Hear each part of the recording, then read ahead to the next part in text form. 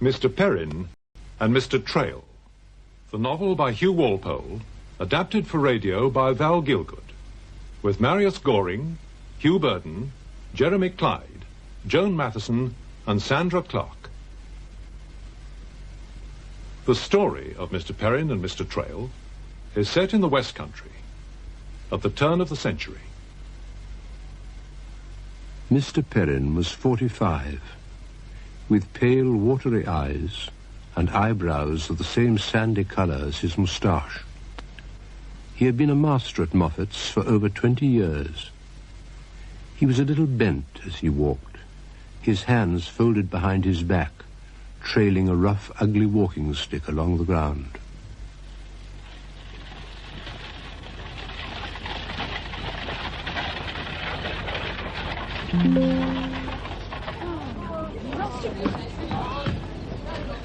Ah, yes. Barker Minor, French, Doggett, and Rogers. Back from the holidays. Good. Yes, it shall be all right. This term. I played golf well during the holidays. The men at the club are not quite such idiots as they usually are. Perrin, giving us one of your lectures as usual? I might, if you'd only listen patiently for a change. What shall it be? Public school morality, what a mother can do for her boy? When you go back? Tomorrow, worse luck. No, you'll survive, I expect. I hope so. I've a new man to break in. Poor devil. I expect he'll follow my suggestions. At any rate, he can't be worse than young Searle, the fellow I had to cope with last term. He was unspeakable.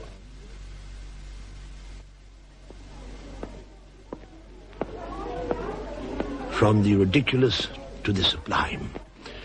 Of course, this term it'll be all right. Miss Dessart. Isabel Dessart. Bless her. Now for my dear fellow sufferers. Ah, here we are again. Oh, glad to see you, Perrin. Good holidays? You old nut. Dear me, no cake? Oh, I say, I'm so sorry. I'm afraid I took the last one, Perrin. Ring the bell. The tea hasn't improved, that's certain. Cold and leathery. I say, Perrin, have you made out your bath lists? And then there are locker names. Dormer, please. My tea first. All right, but it's getting on for 4. There might be seen dimly in the passage outside the common room a misty cloud of white-eaten collars and round white faces. Perrin walked slowly to the door. So, here we all are again. How pleasant. How very pleasant. All of us eager to come back, of course? Yes. You know you oughtn't to come now. It's only 2 minutes past 4. I'll take our names in another 5 minutes. Haven't you eyes, Sexton? Don't you know that 10 minutes past 4 is 10 minutes past 4 and not 4 o'clock? Yes, sir. Sir, you said we... Yes, had the young man there. The door opened again, and someone came in. Trail, the new master. The first impression of him standing in the doorway was of someone young and eager to make friends.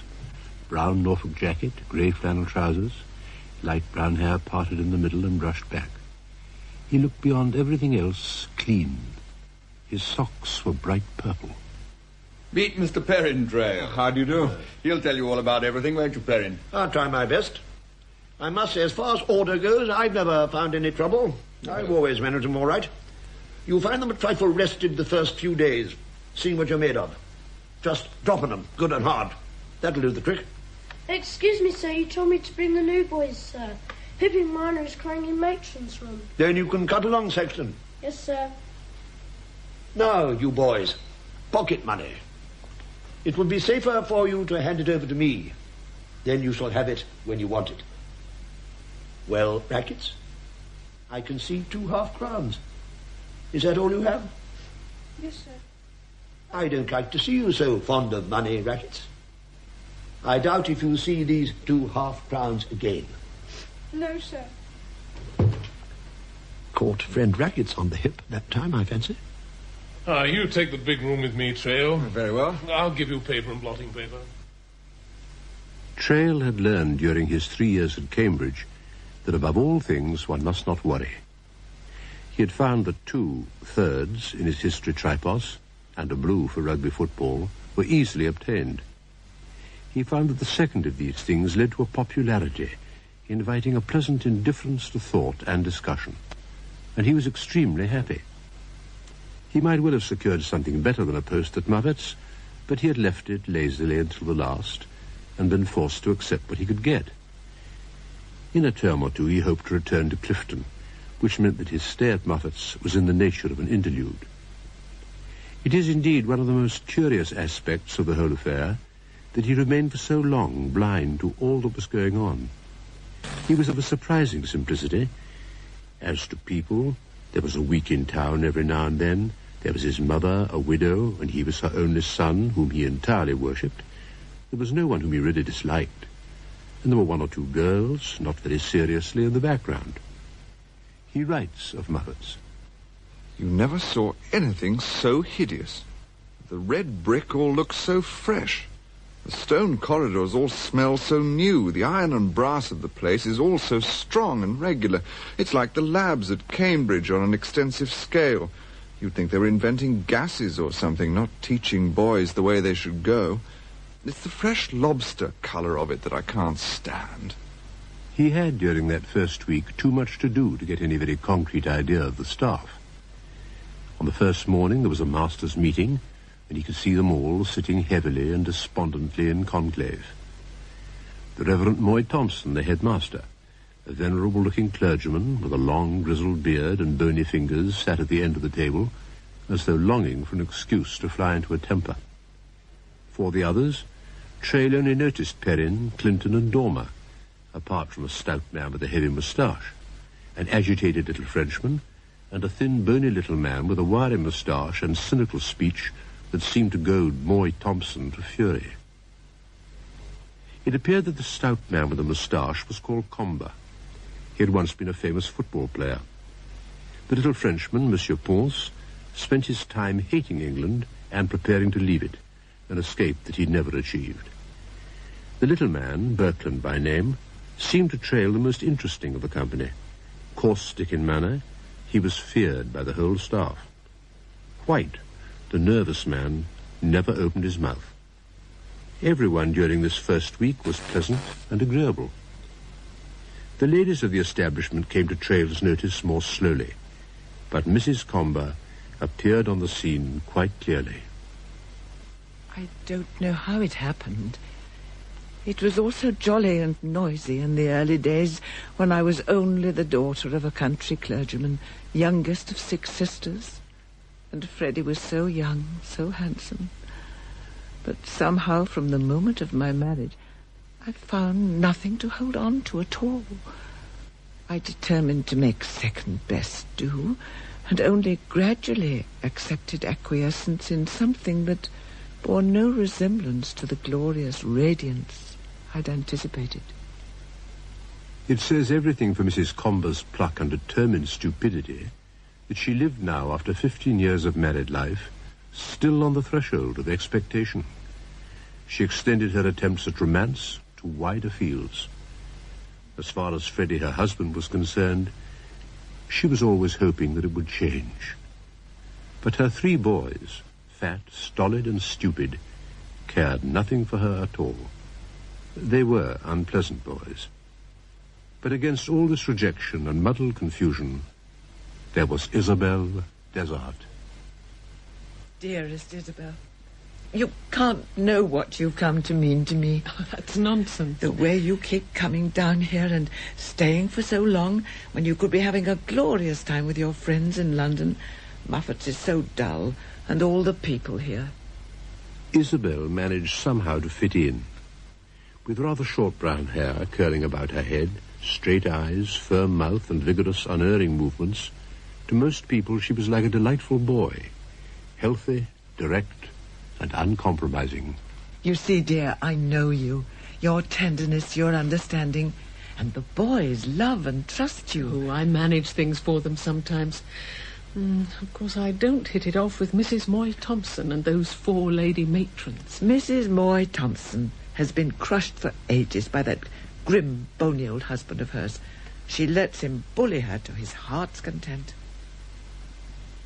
When Mrs. Comber asked Vincent Perrin to her dinner party, he was delighted, although he assumed indifference. This was at the end of the first week of term, and he had not yet spoken to Isabelle Dessart. He had merely bowed to her across the grass and gone indoors to teach the lower third algebra with a beating heart. He did not realize that Mrs. Comber was giving a dinner for Trail. I don't like the woman. All the same, I think she must have noticed my attachment and wants to help me along. After all, 45's no sort of age, and those things I wear at night to hold my moustache straight seem to be doing the trick. Yes, Mother, you're perfectly right. There is someone. Oh. And I believe she cares for me.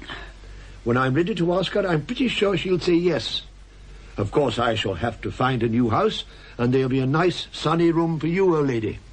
But suppose I don't like her? I'm sure you will. Oh, you can't be sure about these things, Vincent. You see, I always think of you as a thin, serious little boy in knickerbockers. You might at least forget the knickerbockers. Oh, but you look sweet in them. And this term is going to be all right. Now, Mother, I must be off. So, give me a kiss. Of course. Thank you. By the way, the girl's name is Dessart. Isabelle Dessart. It's pretty. Not as pretty as she is, Mother. Giving a dinner party was no light thing for Mrs. Comber. There was, in the first place, ways and means. She was forced to drive her frail cockleshell between the Scylla of increased bills and the Charybdis of not being smart enough. Were things not right, no mushroom savouries, no meringues, the party had better not be given at all.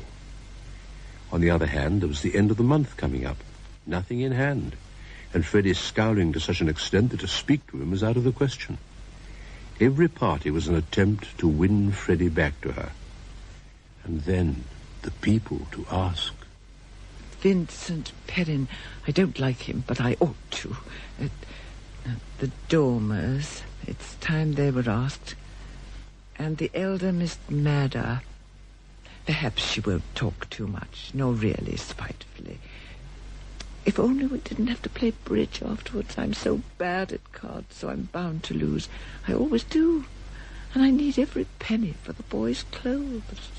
Mrs. Comber said nothing to Isabel about young Trail. She didn't even think she had as yet noticed him.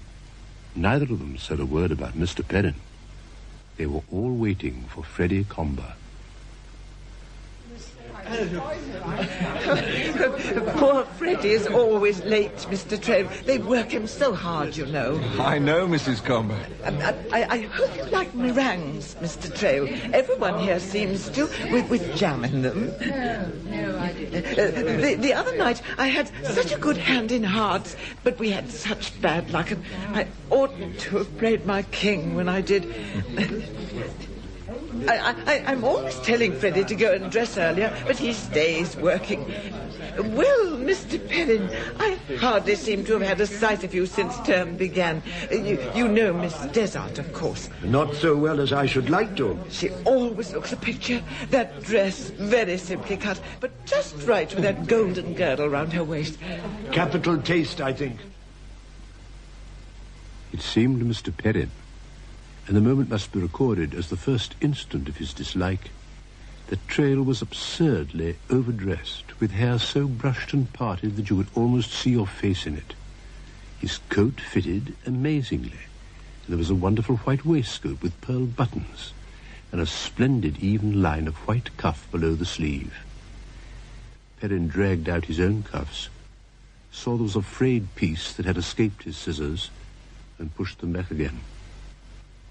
So they went into dinner, and Trail took Isabel in, and that was the first time she had consciously recognized him. But she liked his voice. And how do you like being a schoolmaster, Mr. Trail? Oh, I love it. Oh, then I shall leave you to your illusions. The boys like you. They told you? Oh, one soon knows. They are cruelly frank. Freddie, I think Mr. Dormer wants to talk to you. Isn't it about time we had some fish? It won't be a minute now, I'm sure. Mighty long minute. And the timetable of White Thompson's is perfectly absurd. It only means that Bertrand has 1 solid hour less than the rest of us. Tell me, Mr. Perrin. Well, obviously, like Mr. Trail, you love it here at Moffat's, or you wouldn't have stayed here so long. But how do you see your future? It's hard to say, Miss Desert. I fancy I'm able enough. It only needs something to force me out of the rut. There's not much a man can't do if he really tries. Yes, if? Well, marriage, for instance, can be a great help to a man. One never knows. This claret of Freddie Combers is really horrible. Personally, I hope there'll be several extra halves this term. Oh, so do I, Mrs. Dormer. You know, they always used to give the boys a half for every new baby born on the establishment. You and I have done our duty nobly in that direction, haven't we? I prefer not to talk about such things, Mrs. Comber. I hope the football will be good this season, Mr. Comber. Should be. Couldn't be worse than last. There was still, of course, bridge. Mrs. Comber was playing with Dormer against her husband and Miss Madder. Mr. Perrin was playing with Mrs. Dormer against Isabel Desart and young Trail at another table. So Perrin was forced to gaze over a small intervening space at Trail's immaculate clothes for the rest of the evening. They were acutely conscious of each other. Well, Mr. Perrin, if you'd only managed to follow one of my leads, we could have done a lot better than that. I'm sorry, Mrs. Dormer. After all, I was at Cambridge for 3 years, and I taught algebra and Euclid here at Moffat's for 3 days every week. So I ought to know something about a simple game like bridge. You to play, I think, Mrs. Comber. Oh, of course. I'm so sorry. It's my lead. I beg your pardon, but what are trumps? I'm afraid I must be going. Oh? Yes, I know we ought to have won, Mrs. Dormer. I can't think what went wrong. Considering the way my wife's been playing, Perrin, I think it's just as well to stop. Oh, good night, Mrs. Dormer. I'm so glad you enjoyed it. Yeah. We meet tomorrow, of course. I can't think why the men aren't going to play golf. I fancy we'll be having a storm soon. Probably because of the football tomorrow afternoon. Oh, Mr. Zart, I'd be delighted to see you home. Oh, thank you. Good night, Mrs. Comber. Thank you so much. I've loved the evening. Good night, Comber. Good night, Mrs. Comber. Good night, Comber. Good night, Mr. Perrin. Good night, Miss Desert. And Mr. Perrin was left alone on the step. Isabel's head, as she and Trail walked down the gravel path, was full of her hostess. Poor Mrs. Comber. Oh, I'm afraid I hate Mrs. Dormer. Isn't that a little extreme? Perhaps. It's true for all that. Oh, it must be that storm coming up. It was rather depressing, tonight's function, wasn't it? Just a little. I'm glad you like it here at Moffat's. But you don't want to stay here all your life, do you? Oh, just a term or two. And then I hope to go back to my old school, Clifton. You see, Mr. Trail, it really isn't a very good place to be in, this. Why not? Oh, it's hard to explain without maligning people and making things out worse than they really are. It would, I suppose, be awful if one had to stay here forever, like Perrin and Dormer and the others. But next year, I hope, will see me somewhere better. Well, mind you stick to that, Mr. Trail. I have a horrible sort of feeling that all of them meant to go away very soon. And here they still are, soured and disappointed. It doesn't bear thinking of. So long as one has ambition, and I have. Oh, then mind you hang on to it. Good night, Mr. Trail. Good night. Perrin's bedroom was next to Trail's. Opposite their doors was a bathroom containing 2 baths. In this bathroom, Trail always arrived some 2 minutes after Perrin. The latter always filled both baths, one with hot water, one with cold, and stood moodily, his naked body gaunt and bony in the grey light, watching them while they filled. I say, Perrin, why not have hot and cold in the same bath? Really, Trail, it isn't, I should have thought, quite your place to make that sort of remark. The incident at the morning paper was equally trivial. Dormer always breakfasted in his own house, which left 3 of them. They clubbed together and had 3 newspapers, the Daily Mirror, the Daily Mail, and the Local Affair. So obviously the person who came in last was left with the local paper. As I have to take prep in the upper school, I expect, Trail, that the Mirror should be left for me. Do you, Perrin? I don't see why. We all pay the same subscription for papers, and Clinton always takes the Daily Mail. Which leaves me with the Western Morning News. It's not good enough. I don't see why you should adopt that attitude, Perrin. And I don't see, Trail, why you always want to talk over breakfast. It's not civilized. At the end of the first month, Trail did not see these things as in any way ominous. He never analysed things. He took them as they came and used them. Then Berkland, whose aggressive personality and caustic humour had attracted him, asked Trail to come and see him, and talked in the most amazing way. Sorry about all the mess, Trail. Nothing to worry about. I've been wanting to ask you some questions for quite a time. You like muffets? Immensely. Why? Oh, why not? It gives me what I want. And plenty of exercise, healthy hours, and I like teaching. How long do you mean to stay here? Oh, a year, I suppose. And then I want to go to Clifton. You better not tell the head that. How do you like the other men? I think they're very good fellows. Dormer's splendid. Right. And Perrin? He's all right. He seems to get annoyed rather easily. Well, once or twice. Frankly, he has irritated me a good deal. Well, everyone's wanted to cut Perrin's throat sometime or other. So, you like it? Of course. Don't you? Better not ask me that, young man, if you want an encouraging answer. I'm going to speak the truth to you this evening for the good and safety of your soul. And I haven't cared about the good and safety of anyone's soul for, well, I should be afraid to say how long. However, I care enough to speak to you. And the one thing I have to say is, get out. Get away. Fly for your life. If you don't, you will die very soon. In a year, perhaps. We're all dead here, and we died a great many years ago. Isn't that rather exaggerated? I'm not very observant. I'm not at all clever. Have you ever looked round the common room and seen what kind of men we all are? Men who are underpaid, with no prospects, herded together, wanting perhaps towards the end of term to cut each other's throats. Do you suppose that is good for the boys they teach? It's a different thing with the bigger places. There's more room. But here, my God. Get out of it, Trail, you fool. You talk about quitting in a year's time. Do you suppose that I meant to stay here forever when I came? You think another term will be better, or you try for something, fail, and get discouraged, and then suddenly you're too old in your 30s, and liable to be turned out at a week's notice if the head doesn't like you. Oh, surely. Turned out with nothing to go to.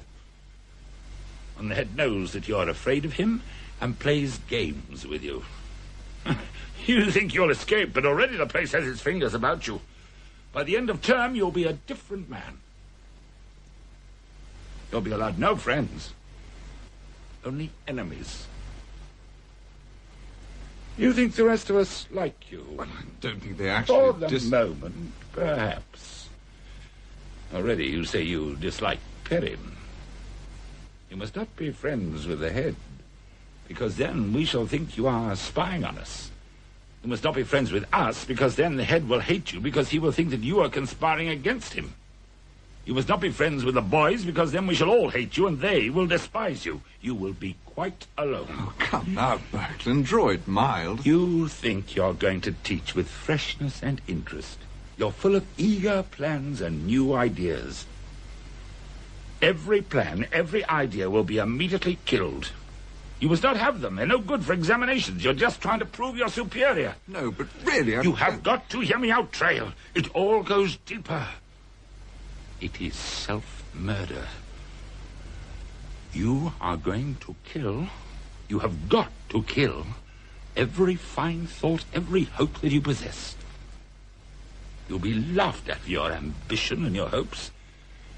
You will not even be allowed any fine vices. You must never go anywhere because you may be neglecting your work. Well, here we are, 15 men all hating each other, loathing everything the other man does, the way he eats, moves, the way he teaches. We sleep next door to each other, we eat together, we meet all day until late at night, hating each other. Well, it's only for a few weeks, and there are the holidays after all.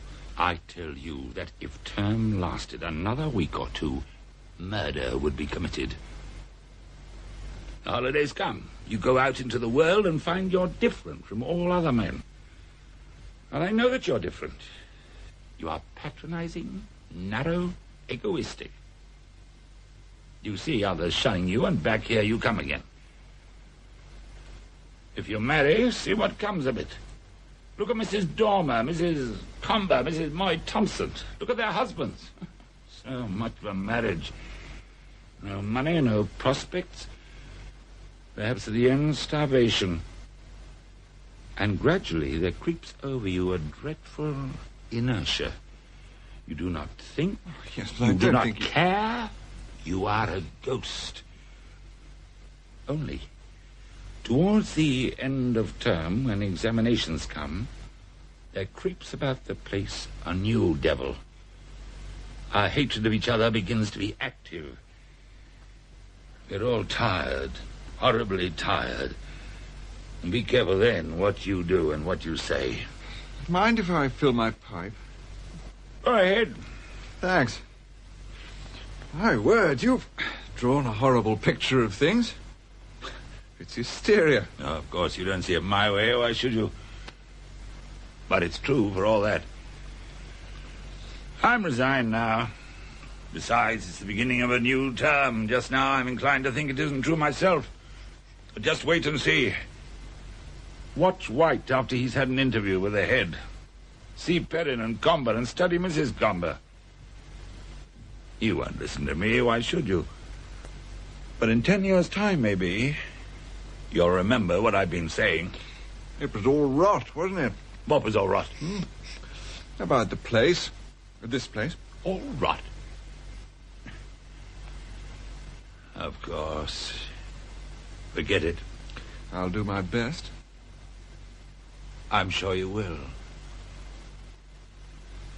Oh, good afternoon, Mr. Trail. Good afternoon, Mr. Zart. I didn't see you for a moment.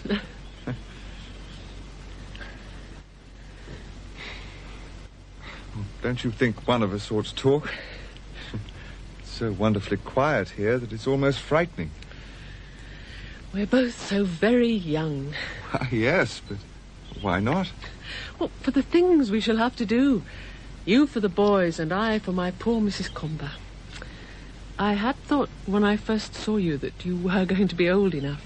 No, I don't think you are. Oh, I know that I can't. It isn't for anything you can't do. It's that you don't see it. Oh, you're too much in the middle. I suppose it's only outsiders like me who can really understand. But I get so depressed sometimes with it all that I think I'll leave it, go back to London and never see Moffats again. Oh, I don't seem to be any use at all. And somehow it all seems worse in the autumn. Oh, poor Mr. Trail. I always happen to be gloomy when we meet, and I'm not really gloomy at all. But what is this all about? And please don't go to London. I hope you won't think of it. Why? Do you like my being here? Like is hardly the word I would choose. Well, that's one on my side at any rate. Oh, I have to go in here. Tea, you understand. You don't in the least know what I mean, but you'll be a help. I shall look across chapel in the evening and know that I have a friend. Sometimes I think things can't be true, the things that go on here. I'm so sorry for all of them. But I don't want to have to be sorry for you as well. Please? It was dark, and the long hill that stretched above Isabel was black and ominous. The lights of Moffat showed to the right at the top, and the darker shape of its buildings cut the lighter grey of the sky.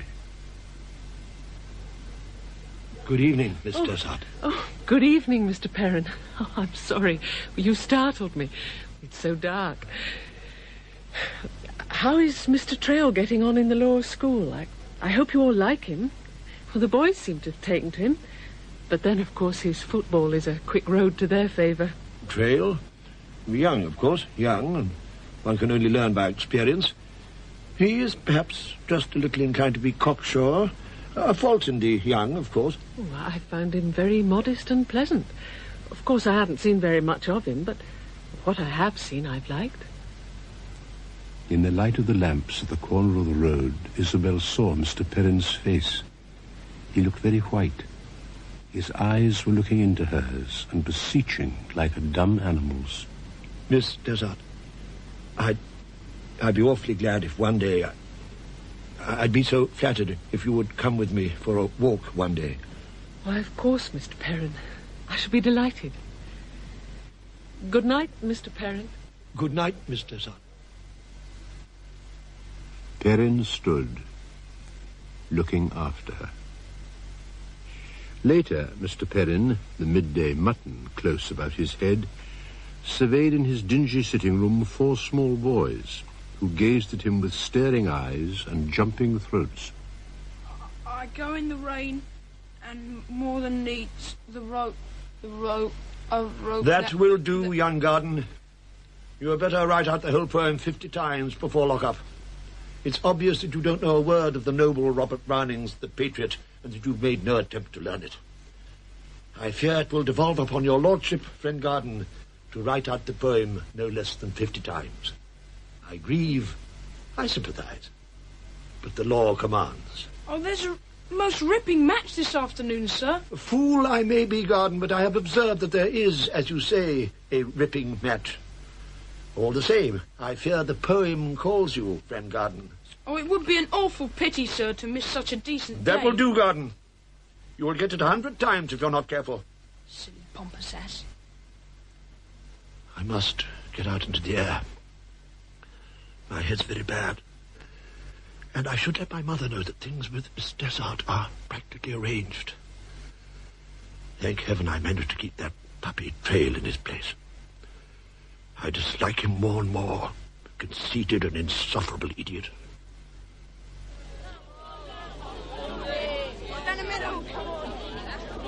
I say, you chaps, where's Garden? Swatting up something for old Pompous. Blowed if I would. I thought Pompous was rather sweet on Garden. He is, but Garden can't stand him. No wonder. Blithering ass with his long words. Little beasts, I'll punish them. Perrin saw Comber in the distance, turned to avoid him, and found himself confronting Mrs. Comber and Isabel Desart. We would appear to be winning, Mrs. Comber. That nice Mr. Trail. I do like to see people run like that. Oh, it's half-time. Well, that was a splendid run of Mr. Trail's. Oh, didn't you think so, Mr. Perrin? I'm afraid I didn't see. At 5 o'clock, scowling heavily, Garden presented the poem, neatly written out 50 times. It was about this time that Archie Trail accepted an invitation to a dance at Sir Henry Trojan's. Only a small dance, and to be over by 12. It was Clinton's evening on duty, and therefore there was no obvious need to say anything about it. But Trail thought that he would go and get leave from Moy Thompson, and knocked at the latter's door accordingly. He saw that White, the nervous man who took the classical fifth, was standing by Moy Thompson's table. I think I told you, White. I'm sorry to disturb you, Headmaster. Oh, don't go, Trail. I shall be ready for you in a moment. Did I not tell you, White, that Morris was on no account to have an ex yet? I know, but his father was only to be in London for an hour. He has not seen his son for a year, so I thought that if you knew all the circumstances, you would not object. That does not alter the fact that I had expressed a wish to the contrary. What is your position here, White? Are you or are you not here to consider my wishes? What are you paid to do? Of course, if you're dissatisfied with conditions here, you've only to say so. It should be possible to fill your place. I have no complaint, Headmaster. I'm sorry You must remember your position. I've yet to discover any paid position that enables you to indulge your fancies when and as you please. No doubt you are better informed, White. Just a moment, Trail. Moy Thompson was smiling. White's haggard figure looked tortured. It was cruelty, devilish cruelty, for Moy Thompson to smile with them both there in the room. Trail was so angry that on the impulse of the moment he had almost flung in his resignation. Moy Thompson was playing with them as a cat does with a mouse. Trail followed White out of the room. Then in the dark passage he held out his hand and caught White's. White held his for an instant, then slipped away with a startled look. Trail remembered what Birkeland had said. But the dance was most enjoyable.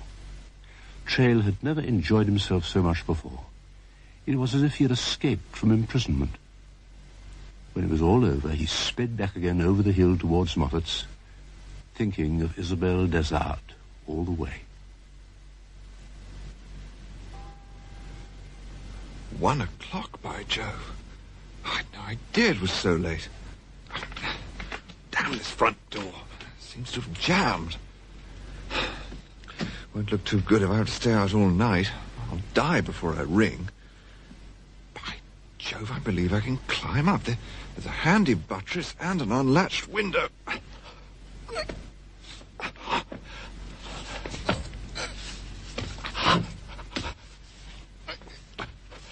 Ah, then.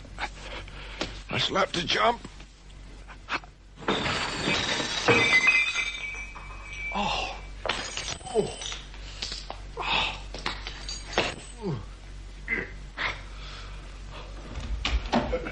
Who's there? What's all that noise? It is his eyes. Trail. I'm still feeling stunned. You? Trail? Yes, I've been out. I fell on the table amongst the plates and things. I'm sorry. You made a great noise. You woke me up. Oh, I'm most awfully sorry. You made a great noise. It is 1 o'clock. All the same, Perrin, you needn't talk like Robespierre condemning King Louis to execution. My key jammed in the lock.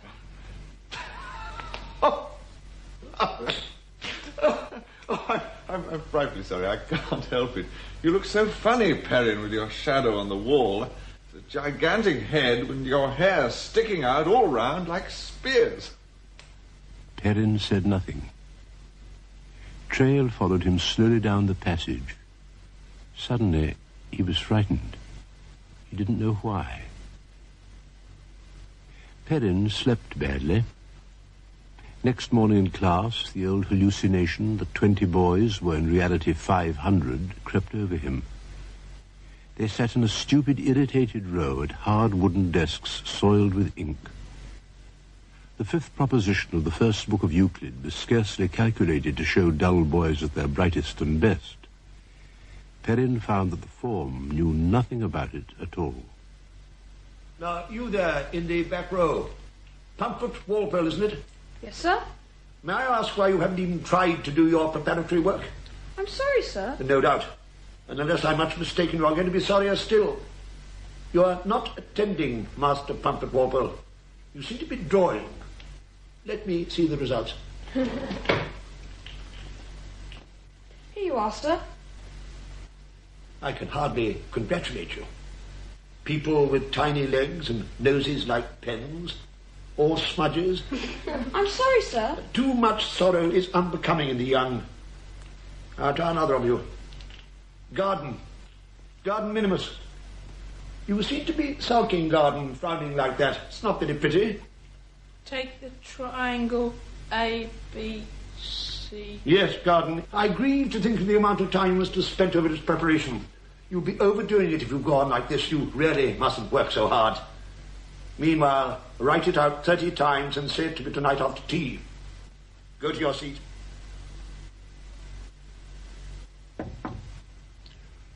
Come. Ah, Perrin. Something I can do for you? It's about Trail, Headmaster. I wanted to talk to you about Trail. How is he doing? Well enough. The boys seem to like him. Do they? Really? I think he indulges them rather. I'm not sure that he sticks to his work as he should. What makes you say that, Perrin? I found him jumping through the lower school dining room window at 1 o'clock this morning. Did you indeed? Where had he been? I didn't care to ask. I didn't care to. I don't think there's anything else we have to discuss, Headmaster. No.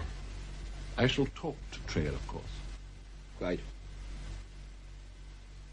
My dear Clinton, Toggart at wing 3/4 is perfectly absurd. Obviously Trail's choice. You must admit, though, Comber, that Trail himself plays a capital game. Maybe, Clinton. The fact remains that his knowledge of the theory of the game is non-existent. Really? Why the devil Trail wants to put Toggart there, I can't imagine. I should get them to stamp and rush about a bit more, Ponce, if I were you. It's delightful for me being just under you in my room. So nice to think your boys are really enjoying themselves. I keep them perfectly still all this morning, still as one mouse. No one stirs. You can hear a pin drop. Then you must have dropped a cartload of them, Ponce. Try and drop less next time. The headmaster wishes to see Mr. Trail at 12. Glad to hear it, I must say. Sit down, Trail. Thank you, Headmaster. I hope this time is convenient for you. Perfectly. Good. I've been meaning to come down and look at your form, but I've had no opportunity. I must try to arrange it. I hope you've had no trouble with discipline? None. The boys are excellent. That's splendid. I hope you take your work seriously, Mr. Trail. I think I do. That is well. You see, we are a great institution, a very great institution. We owe our traditions a serious attention to detail. To work together as one man for the good of the race, that must be our object. No divisions, all in friendly brotherhood. I hope you agree with me, Mr. Trail. I hope you've not found me wanting, Headmaster. I think I've worked. Worked, yes. What about play? Surely my football is... Football is no more than a detail. But Mr. Perrin informs me that you came in at 1 o'clock this morning through a window. I confess that surprised me. It is quite true. Please, no more. The facts are sufficient in themselves. Only I think you will agree with me that it should not occur again. As I told Mr. Perrin, I'm sorry, We shall not refer Headmaster. to it again, but work and play together are impossible. We have long holidays that give us all we need. By the way, here are the scholarship questions that you've set, geography and history. They're scarcely what we require. Perhaps you would not mind resetting them and bringing them to me tomorrow. Thank you. Good morning, Mr. Trail.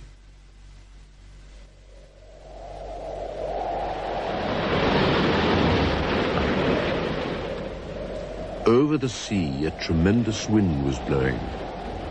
About Trail, it screamed and tugged at his clothes. The rain lashed his face. He stood facing the sea with his hands clenched. Isabel Desart, as she came down the road and saw him there, knew in that moment that she loved him, had loved him from the first moment she had seen him. They could not speak to one another. The noise was too great.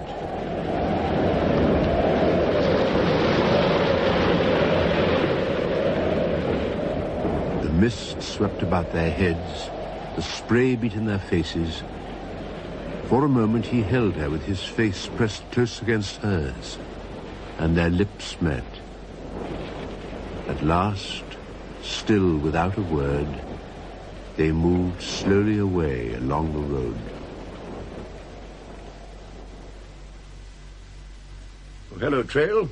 Come in and sit down, won't you? Thanks, Perrin. I'd rather stand. Did you by any chance say something to the head about my coming in late last night? My dear Trail, I really don't remember. And after all, is it any business of yours? Only this much. He's been speaking to me about it. He says that you told him. I want to know why.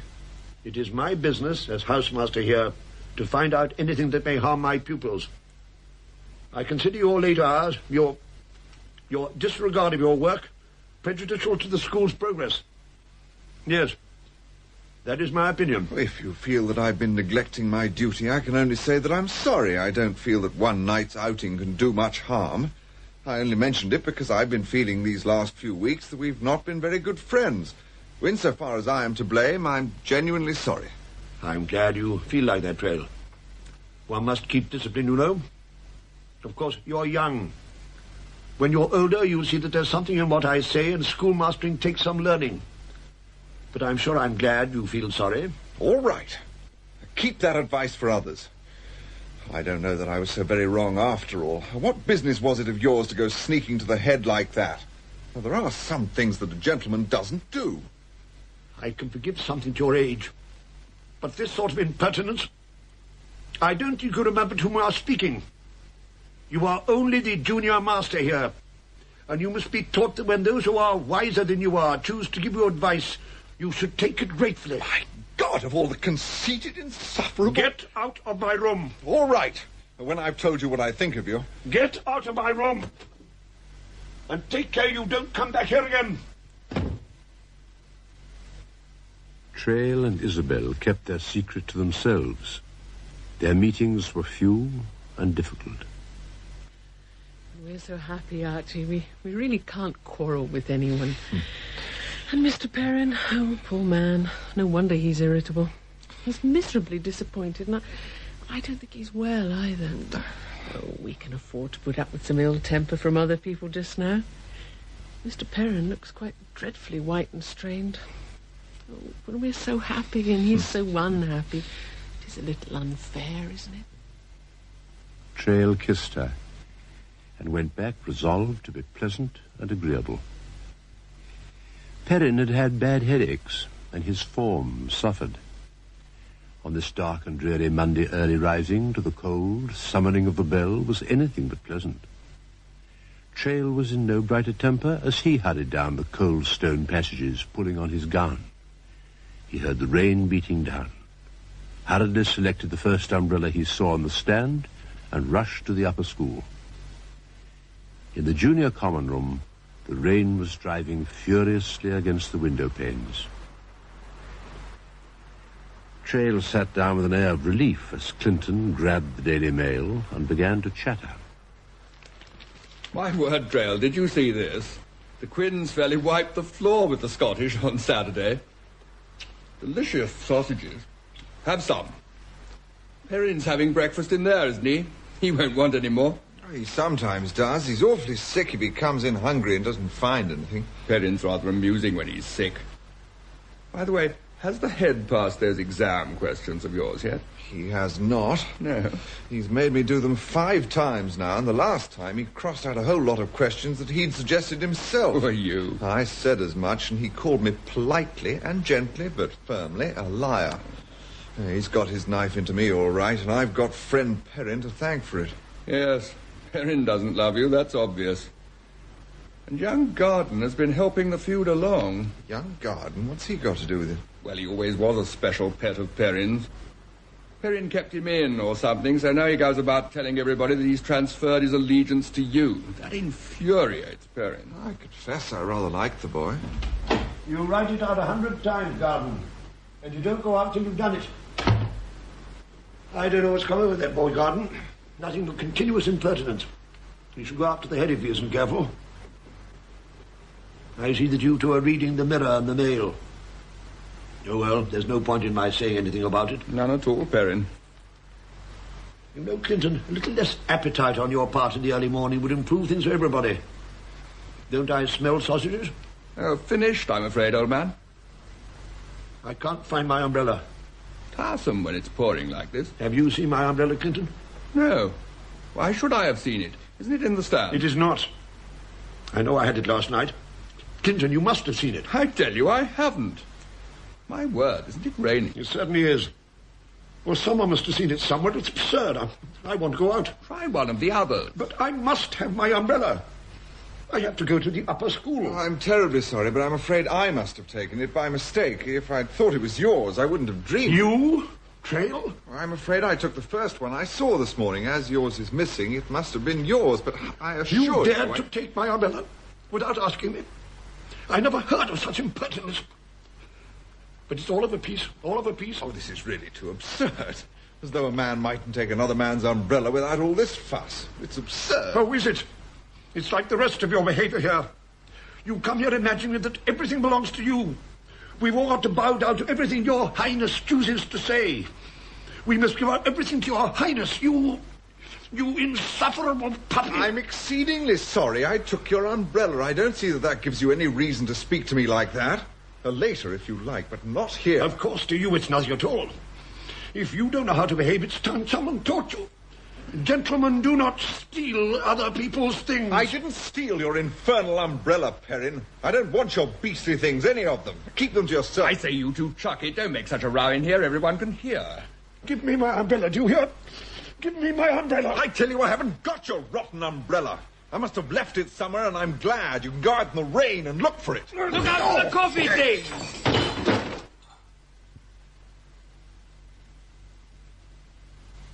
Yes, I realise it was just a stupid, rather squalid scene, Archie.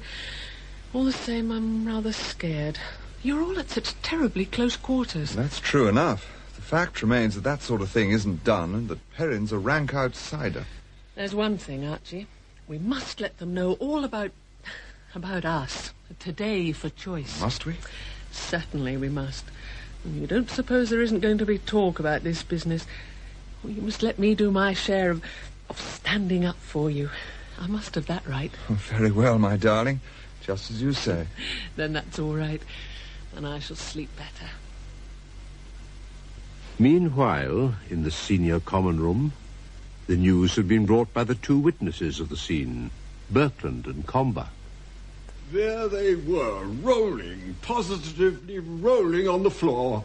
Oh, anything funnier than Perrin when he got up you never saw, with his hair all tousled, dust all over his back, and his cheek bleeding where the coffee pot had hit him. It was no end funny. Myself, I find it dégoûtant. A young man here, only 1 month, catching at the throat of his senior. Such things in my country are not done. When they are, perhaps you'll be able to judge of them better, Ponce. Till then, I should advise silence. Of course, if you're going to encourage that sort of spirit in the staff, if that's what you want. It's absurd of Perrin to have made such a fuss. As if a man can't borrow another man's umbrella without being struck in the face. It's childish. Just the sort of thing Perrin would do. That's all very fine, but let Perrin treat you in the way that Trails treated him, and you see what you'd say. What do you mean by that? We all know you hadn't the sweetest of tempers, Berkland. Isn't that so, White? No, you're perfectly right, Berkland. A man shouldn't lose his temper because another man's borrowed his umbrella. All I can say is that you people don't know what you're in for. If you go on encouraging people like Trail to go about stealing things... Look here, Comber, you've no right to use the word steal. I call it stealing. When a man takes something that isn't his and keeps it... He didn't keep it. You're grossly prejudiced, as you always are. What about yourself, Comber? People in glass houses... We may as well have this out. There are people who aren't fit to be in gentlemanly society. I'm not mentioning names, but if people occasionally looked at themselves, it might be better for all concerned, and there might be a chance of decent behaviour in a decent society. I say, you fellows, what do you think? Trail has just told me he's engaged to Miss Desert. Well, I'm damned. That's news, certainly. I can't say I'm pleased, exactly. I shan't rush to congratulate them. I've always had a weakness for Isabel Desert. And my wife will be on her side, of course. Of course, we all know that Perrin cares for Miss Desert. I wonder how he'll take it. Does Perrin know, Clinton? Not yet. I'm just going to tell him. I don't understand why Comber should be so angry, though, do you? Don't you? The answer's simple enough. What is the answer? Vanity of vanities, Clinton. Perhaps you'd explain. If I must. Comber got it into his head that Miss Desart respected him, and now she's got herself engaged to a man whom Comber dislikes acutely. It'll mean more trouble for Comber at home, too, with his wife being so thick with Miss Desart. Then White insulted him openly here in the common room. I called him names. He's probably persuaded himself that a nice girl, to whom he's paid a lot of attention on and off, has got engaged without telling him a word about it. Of course he saw. I'd never seen him so mad. After all, it was Trail's fault, though. He did take Perrin's umbrella. You see, there are two Mr. Perrins. What on earth do you mean by that? Just that. When he was a boy, he probably had ideas about being a hero. Trumpets and bands in his face in the papers. Now he's missed it all and knows it. Knows the missing is all his own fault. It's no joke for Perrin, I can tell you. He lives in a spiteful and malignant world which is always trying to do him down. It's a fantastic theory, but it does to some extent explain Perrin. It's good of you, Clinton. Thanks. But 2 Perrins? No, too much of a bad thing. All the same, I can't help being sorry for the poor brute. He wouldn't thank you for that. No, I don't suppose he would. I wonder what he'll do when you tell him about Trail and Miss Desart. Meanwhile, there is Mr. Perrin sitting drearily and alone in front of his sombre fire. He had long ago realized that there were 2 Mr. Perrins, one a hero with a ready belief in his own powers, then the other, pompous, sarcastic, bitter. He saw them both. Mr. Perrin this morning had been fierce and strong and warlike, but the other Mr. Perrin was afraid. If this sort of thing continued, the first Mr. Perrin might disappear altogether. This term has been worse than ever. And I've begun it so determined to make a good thing of it. If only I could have my chance. Get away from Moffat's. Prove the kind of man I could be. Of course, there's Miss Desart. My beacon light. My salvation. I could show her the kind of man I could be. Come in. Something you want, Clinton? No, thanks. I'm taking prep.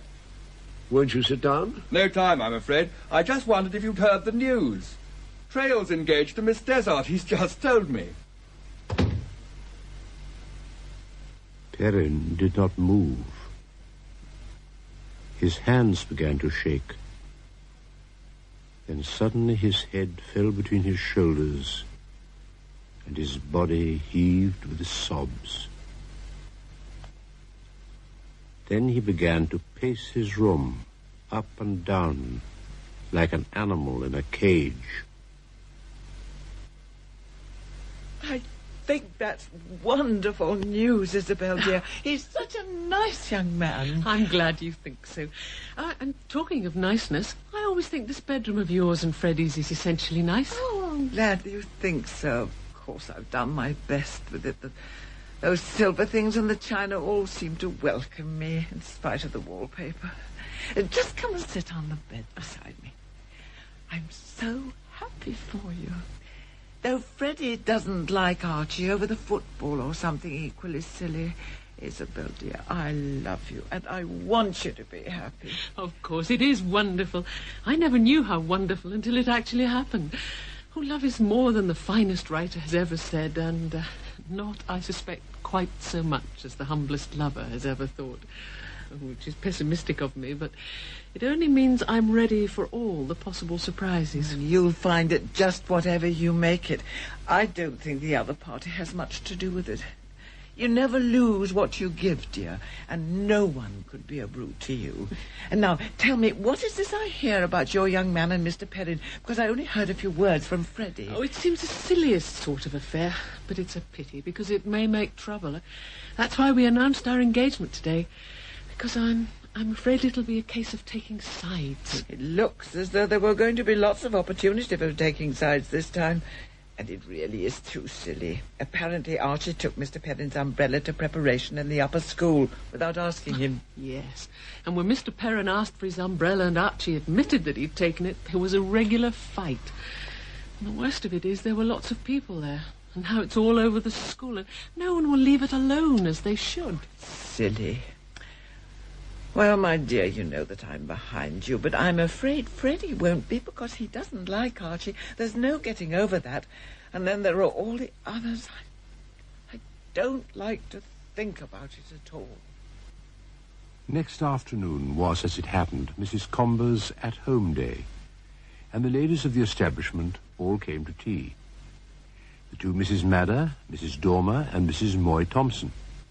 The Mrs. Madder were the matrons, and the elder Miss Madder, stout, good-natured, and comfortable, had not of herself any malice at all, But her thin, bony sister, with eyes looking straight down her nose, influenced her sister to a wonderful extent. So Miss Dayzat's engaged to Mr. Trail. Had you heard, Mrs. Comber? Yes, isn't it delightful? Do have one of those little pink cakes, Mrs. Moy Thompson. They're quite fresh, I'm sure. And I'm sure we're all delighted, Miss Madder. Aren't they both a little young for marriage? And I heard something from my husband about Mr. Perrin and Mr. Trail tumbling about together on the floor. Something about an umbrella, I believe. I heard something about it this morning. Well, you were down there this morning, Miss Madder. Tell us about it. Well, I understand that Mr. Trail borrowed Mr. Perrin's umbrella without asking, and there was a dispute. I never quite liked Mr. Trail, so I can't say that I altogether congratulate Miss Dessart. It sounds as if Mr. Trail has an uncertain temper. I should say very uncertain. If you ask me, the whole thing boils down to a question of order. When a younger master flings an older one to the ground before a large audience, the whole system of education is in danger. There's no knowing where things will begin or end. We shall have the first and second form boys showing what they can do with knives and pistols. Well, after all, one has one's things. I'm sure you will agree with me, Mrs. Comber. And if one didn't keep a tight hold on them these days, one wouldn't know where one would be. What will happen, I should like to know, to our schools, our boys, and in the end to our country, if we can't keep order? 'Tis rather difficult when a young man has been behaving in this way, a young lady to whom he has just engaged himself. I've known of too many married lives ruined by this question of discipline. If the husband is the kind of man who believes in blows and riot, then the wife will be in for a very poor time of it. You know, really, Mrs. Dormer, you are a little inaccurate. I'm sure I should never want to knock anyone down over an umbrella. I can't help feeling, Mrs. Comber, that you've rather misunderstood our position in this matter. If I have, I'm sure I'm very sorry. I don't think we can any of us have two feelings about the whole question of discipline. I'm sure you agree with us there, Mrs. Comber. Of course. After they had all gone, Freddie still had to be faced. What on earth's the girl thinking of? They're both too young. I'll tell her as much. Don't say anything to her, Freddie, please. She's so happy about it. And the dear girl's been so good to us, and she deserves her happiness. If Mr. Trail was a little hasty, he's very young, and Mr. Perrin isn't easy to get on with. You've said as much yourself often. Whatever I may have said, I've never advocated stealing or hitting your betters in the face. If you think I have, you're mightily mistaken. You've let the fire go out. This is a nice, cheerful room for a man to come home to when he's tired and cold from work. I've got a nice, pleasant little wife. I'm lucky. By George, I am. Look here. We've got to come to an understanding about this business. What business? Why, young Trail. I'm not going to have my wife encouraging him in this affair. I object to him. He's conceited, an impertinent prig, and he wants putting in his place. I won't have him in the house, and it's just as well he should know about it, so don't go asking him here. But I've told Isabel that I'm glad about her engagement, and I am glad. I like Mr. Trail, and you know, Freddie, dear, you're not quite fair to him because of his football or something. You don't mind Mr. Trail, really. And you know you don't like Mr. Perrin. Look here, my lady, you just leave things alone. That aren't your business. You mustn't do that, Freddie. You can't insult Isabel here when she's been such a good friend to us both. I love her, and the man she's going to marry is my friend. So you defy me, do you? I tell you he shall not come here. And I say that he shall. We'll see who's master here, my lady.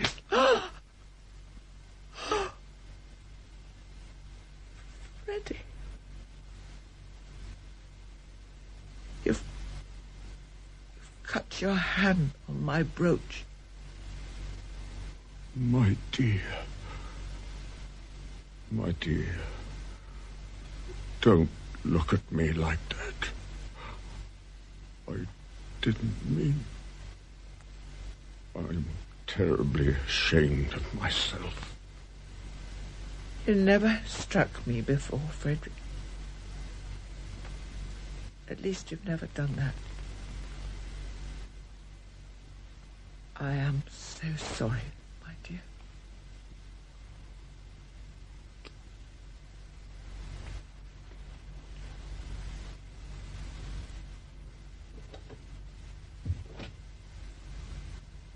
curse this place. It's done for me. I'm no good.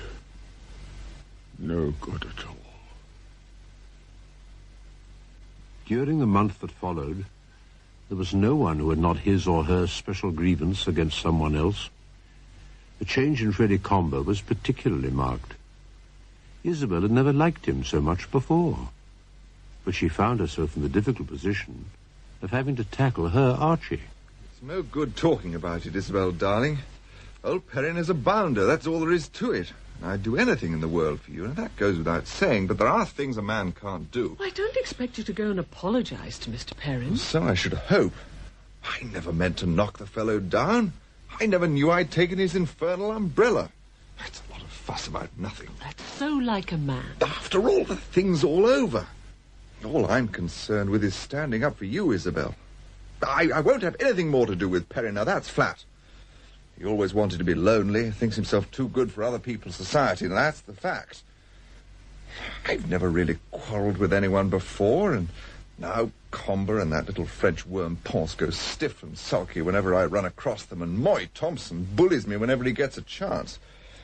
Not that I'm going to stay on here in the circumstances. Well, I'm only anxious to get you out of it all as soon as may be.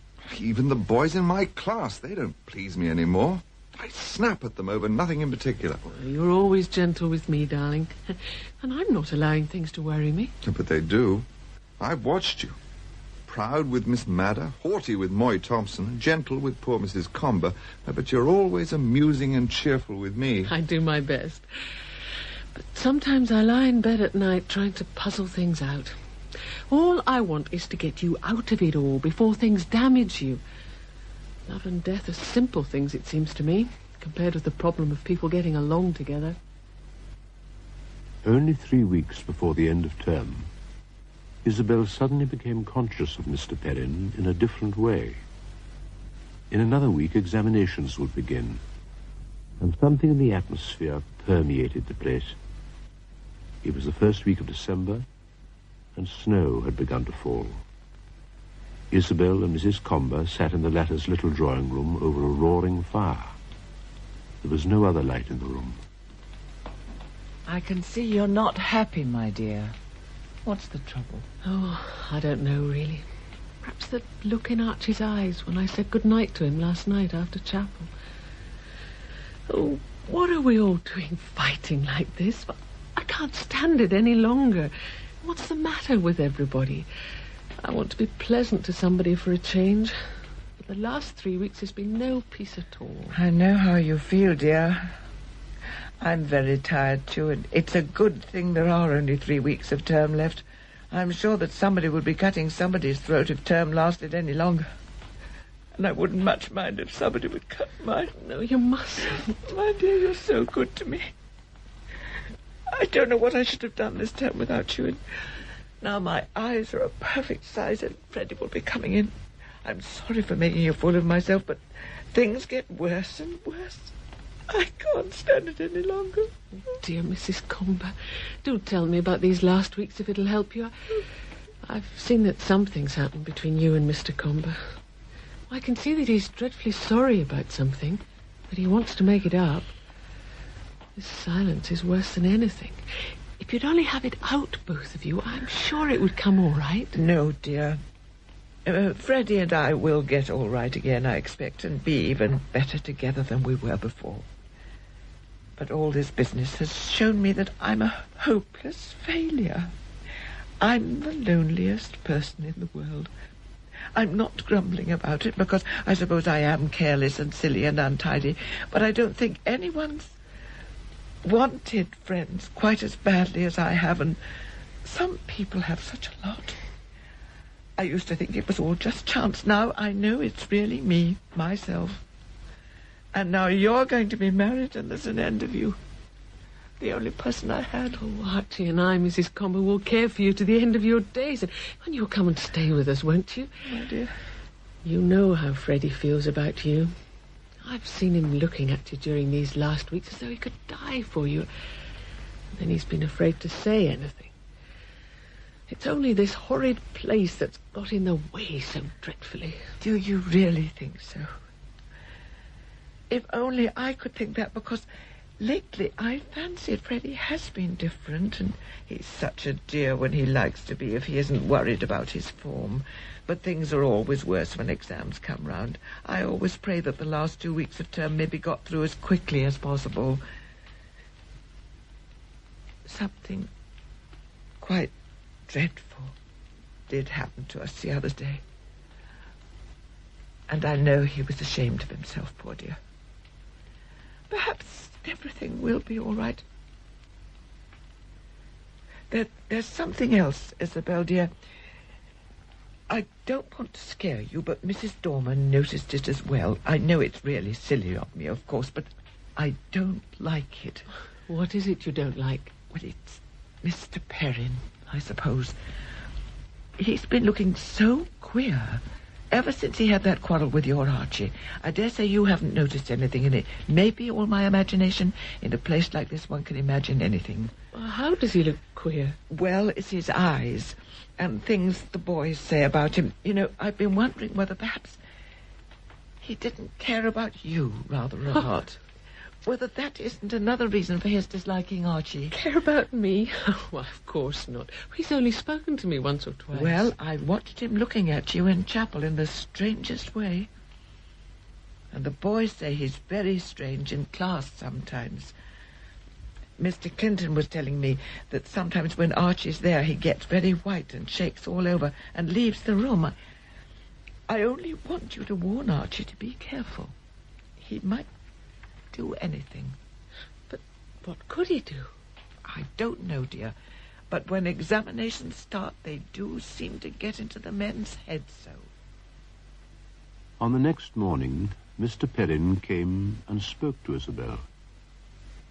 When he came up to her, his gown hanging loosely about him, with his heavy black mortarboard, his thin haggard cheeks and staring eyes, his straggly, unkempt moustache, Isabel had a moment of unaccountable fear. Miss Desart? How do you do, Mr. Perrin? I haven't seen you for quite a time. I've just been wanting to say... Yes? To congratulate you. Thank you. Thank you so very much. I hope you'll be very happy. I'm sure you will. I'm afraid I'm a little late with my good wishes. Yes. Good morning. As she watched his black gown waving behind him as he went down the path, she knew that her vague fear had taken definite form. Many things had happened to Mr. Perrin. On the night after Clinton had told him of Miss Desart's engagement to Trail, he did not go to bed. He sat over his black grate until the morning. As the room grew colder and the grey dawn came in at the window, he knew that Isabel Desart had never cared for him. How could she care for a man like him? What had God meant by making him a man like that? He would like to take his revenge on God. He would show God that he was not the sort of man to be played with like that. He would mock at him and show that he didn't care. That he was not afraid. That he was afraid. Terribly afraid. He had always been afraid, ever since when he was a very small boy. A clergyman had painted pictures of hell with lurid accuracy. On this night, for the first time in his life, the second Mr. Perrin seemed to have a concrete appearance. He was standing and watching in a corner of the room. There's something you want me to do, isn't there? Something to do with young Trail? Don't think I'm angry with Trail. It's not that. Just tell me, what is it you want me to do to young Trail? I suppose I could kill myself and end it all. But I'm afraid to kill myself. Even to think of killing myself. I'm no good. I'm done for. And I want Isabel Desart. I tell you, I want her. Young Trail. I hate him. If I can harm him, I will. I must finish writing to my mother. Let me see. I didn't write last week. I had too much to do with exams coming along and everything. I'm really very well, except that I have those headaches. Nothing to worry about, and I'm taking those liver pills you recommended. I hope you are all right, and that Dr. Saunders comes to see you every week. Keeping warm's the thing in this weather, old lady. And that shawl Miss Bennet gave you is the very thing. So wear it, and don't sit in any draughts. Oh, God, please help me. Don't let me go back into the state I've just been in. But there's no time. They won't leave me alone. Please, God, give me my chance. Give me someone to love. I'm so terribly alone. Nobody wants me. I'm so afraid of what I may do. He looked up. The second Mr. Perrin was still there, a grey figure watching from the corner of the room. Mr. Perrin knew then that God had not answered his prayer. So he cursed God. He was sure now that God hated him. Equally sure that Trail must go if he, Perrin, was to recover peace of mind. I can't think, Comber, why Moy Thompson's given you that extra Latin to do. Oh, for God's sake, stop it, Dormer. Just keep quiet about it. Leave it alone, Comber. Oh, we're all as tired out as we can be. We've had enough fighting this term to last us a century. Dormer's right. We're a wretched crew. How long are we going to stand it? Most of us have lost any pluck we had. This term has been worse than any other since I've been here. Sometimes I've thought we've no right to be here at all. How do you mean, Berkland? We weren't always like this, fighting and cursing like beasts, without decency or friendliness. We didn't always have a man over us who used us like slaves because we were afraid to quit. Do the governors know the kind of man we've got over us? I tell you, it's not too late to go to them and tell them that unless they improve things, remove Moy Thompson and give us more freedom, we will leave in a body. We're not dead yet. Let's act together and break free. You're right, Berkland. We won't stand it. It's our last chance. Let us go and face Moy Thompson now. The headmaster would like to see Mr. White as soon as possible. For a moment, White seemed to hesitate. Then, with a helpless gesture of his hand, he moved slowly with hanging head out through the door. There was a silence. And then from his chair in the dark corner, Perrin laughed. There were always three of them together now. Perrin himself, the second Mr. Perrin, and Trail. Perrin wondered that other people didn't notice his companions, but probably they were too deeply occupied with their own affairs. Ah, young Garden. I haven't seen much of you lately. How do the exams go? I couldn't do the geography this morning, sir. And where do you go for your holidays, Garden? I'm not sure, sir. Perrin thought that he would surprise God by killing Trail. God would not be expecting that. Still more would he surprise Muffets, which had treated him so cruelly for so long. So you settled on Cromer, Garden. Very pleasant. And you, Larkin? Wimpy, sir. That's a long way. Oh, well, you'll be able to read your holiday task in the train. Meanwhile, Mrs. Comber, in her bedroom, was smiling. Well, thank God this term's over. I've never hated anything like it. And if it had lasted another week, I should have cut off Mrs. Dormer's head for the way she's been treating you. Archie's not coming back, you know. Yes, I know. Of course it's the wisest thing, and if only Freddie was as young, we'd have been off tomorrow. But I'm glad you and Archie are getting away. It was touching him a little. Yes, I saw it. I hope he may be able to get some kind of government job. Are you and Mr. Comber? Yes. Things are a lot better than they have been, Kurt. Things rub you up, you know, and then you find the thrills aren't there any longer, so you've got to make up your mind to just getting along. Now, shall I wear the big yellow hat or the black one this afternoon? Oh, the black one fits the occasion better. Hello, Berkland. What's all this? I'm glad to see you. I'm just off for good. Well, for good or bad. Off? Yes, one more struggle before I die. Nothing could be worse than this. So I gave him my notice last week. It's mad enough, I suppose, but I've saved a tiny bit of money, and I shall have a shot at anything. After all, it can't be as bad as Moffat's. Well, I'm damned we're both in the same boat. Hardly. You've got youth and a beautiful lady to help you. Just wish me luck. Of course. And we'll see heaps of each other. No, I'm better alone. But I'll come and see you one day. You've had a hard dose of things, Trail. But after all, you met Miss Desart here. Which makes it worthwhile 50 times over. Tomorrow will be too late. Everyone will be gone. Trail included. It will be worse than ever because Trail will have escaped me. The thing has got to be done.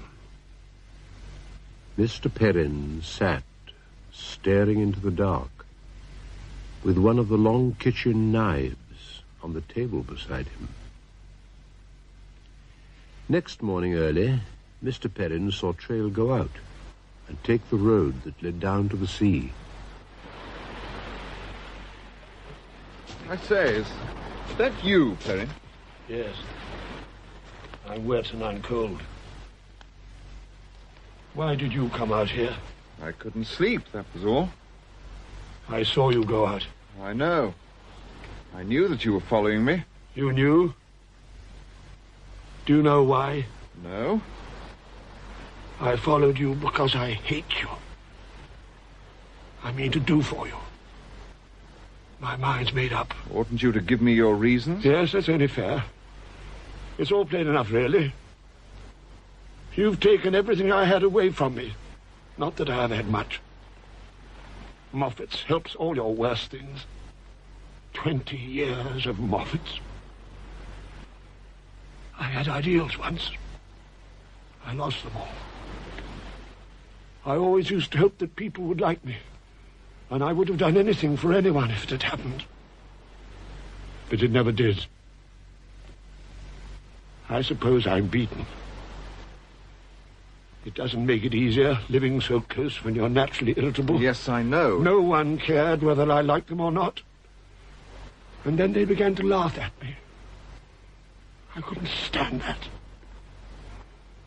I was always hoping that things would be better, but each time it got worse. Yes, I know. You came. And soon you began to laugh at me like the rest. Oh, no, I'm sure. Oh, but you did. I didn't mean... You were popular. I hated that. You took the boys away from me. No, I'm sure. Yes, you did. Then we quarreled over that umbrella. I was angry because the world would laugh at me all the more. Oh, I'm sorry about that. It was all so silly. It's the silly things that matter here. And then, you see, I loved Miss Desart. My God, I never suspected that. I have loved her for a long time. I've begun to think that she loved me. So I hated you more and more for taking away my last hope. I will kill you because you have made life no good to me.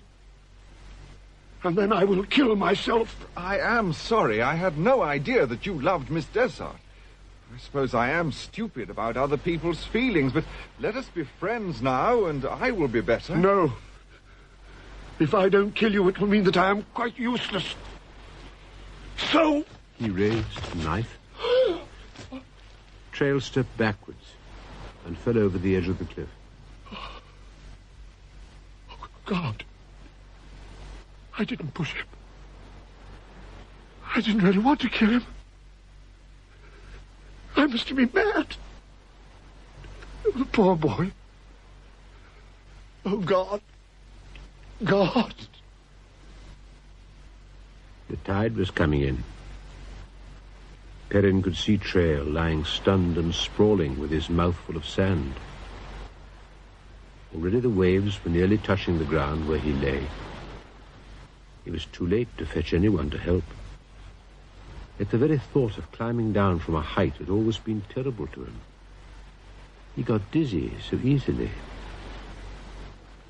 But he must do something. It rested on him. Oh, God. Oh, God. I must climb down to him. I must try. There's a crack I could reach down there. I've got to. Oh, I can't move. I can't move. Oh, God.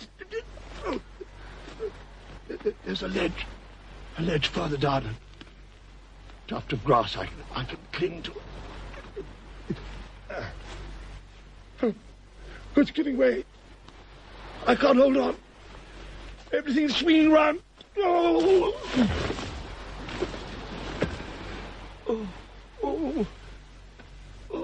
my ankle. I must get up. I must get to him. I must.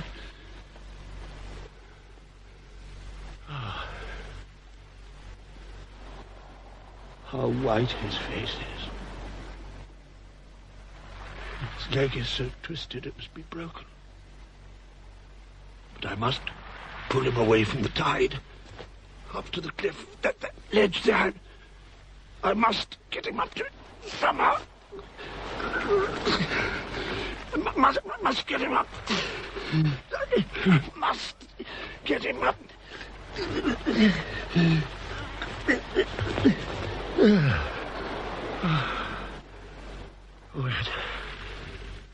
Oh, that's better.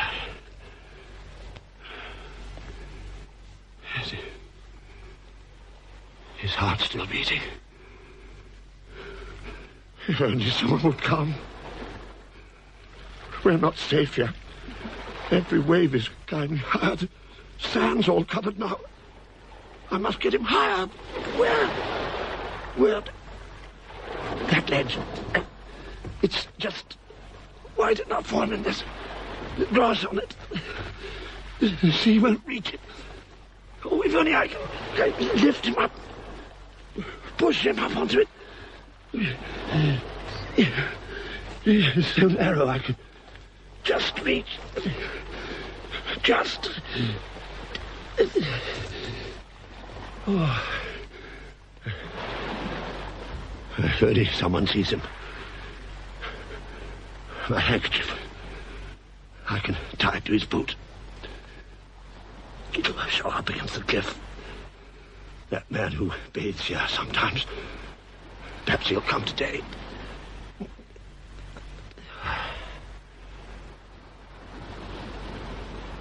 Oh. I'm so tired. But he's safe. He's safe. I've done it.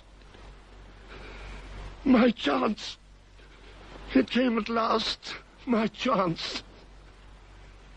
And Miss Desart will never know. Mr. Perrin took his last look at the sea and the sky.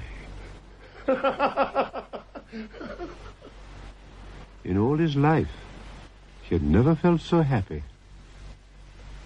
He took Trail's hand and very lightly kissed it. Then he let himself go. The sea, leaping and tumbling about the rock, covered the place where he had been.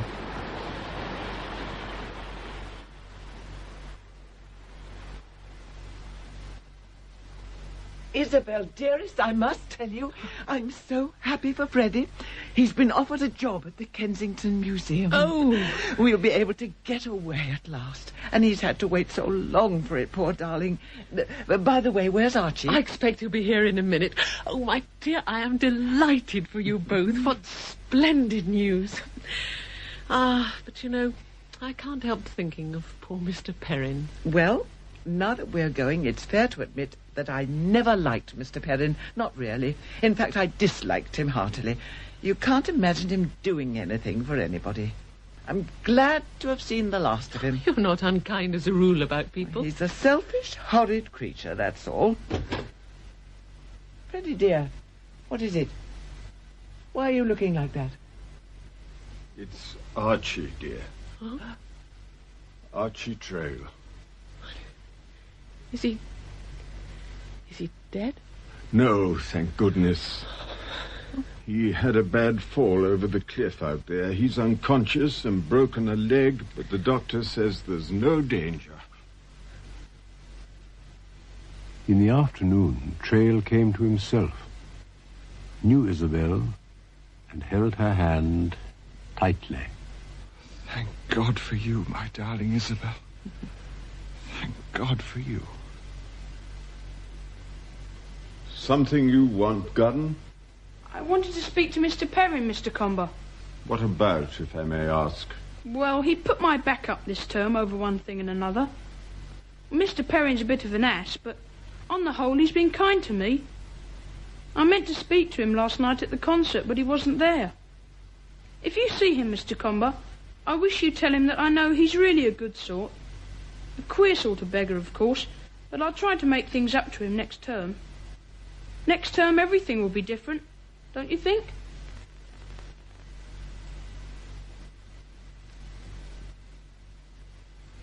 In Mr. Perrin and Mr. Trail, by Hugh Walpole, adapted for radio by Val Gielgud, the narration was spoken by Marius Goring. The part of Mr. Perrin was played by Hugh Burden, that of Mr. Trail by Jeremy Clyde, Isabel Desart by Sandra Clark, and Mrs. Comber by Joan Matheson. Mr. Comber, Louis Stringer, Mr. Birkland, Brian Haynes, Mr. Dormer and Monsieur Ponce, Henry Knowles, Mrs. Dormer, Eva Stewart, and Mr. Clinton, Charles Hodgson. Reverend Moy Thompson, Preston Lockwood, Mrs. Moy Thompson, Hilda Kreisman, Mr. White, Jonathan Scott, Mrs. Perrin, and the elder Miss Madder, Janet Burnell, the younger Miss Madder, Carol Marsh, the school sergeant, and the hearty voice, Harold Casket, the boys, Pomfret Walpole, Howard Taylor, Garden, Ian Hoare, Rackets, Nicholas Camara, Sexton, Andrew Jobbins, and Larkin, Marek Kleiber. The play was directed by David H. Godfrey. Video 4. It's 8:30. Saturday Night Theatre.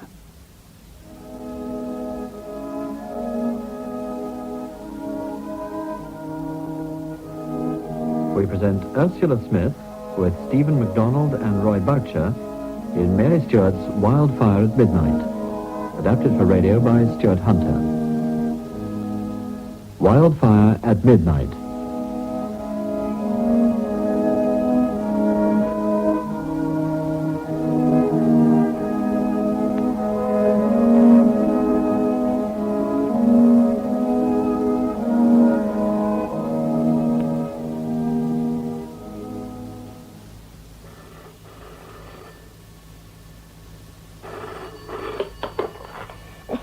Evers 337. Mother?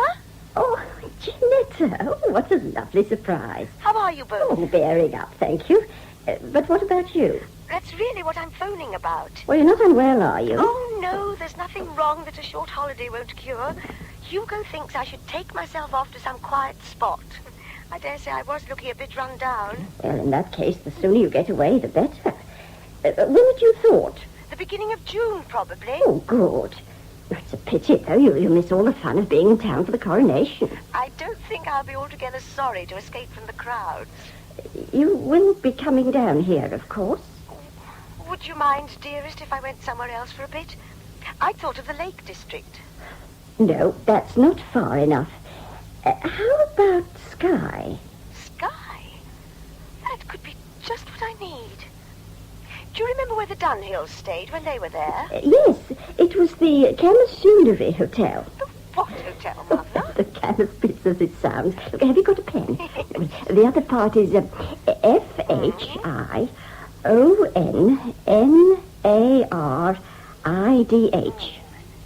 Do you know, I think I shall go to the... How do you say it? Camasoonery Hotel?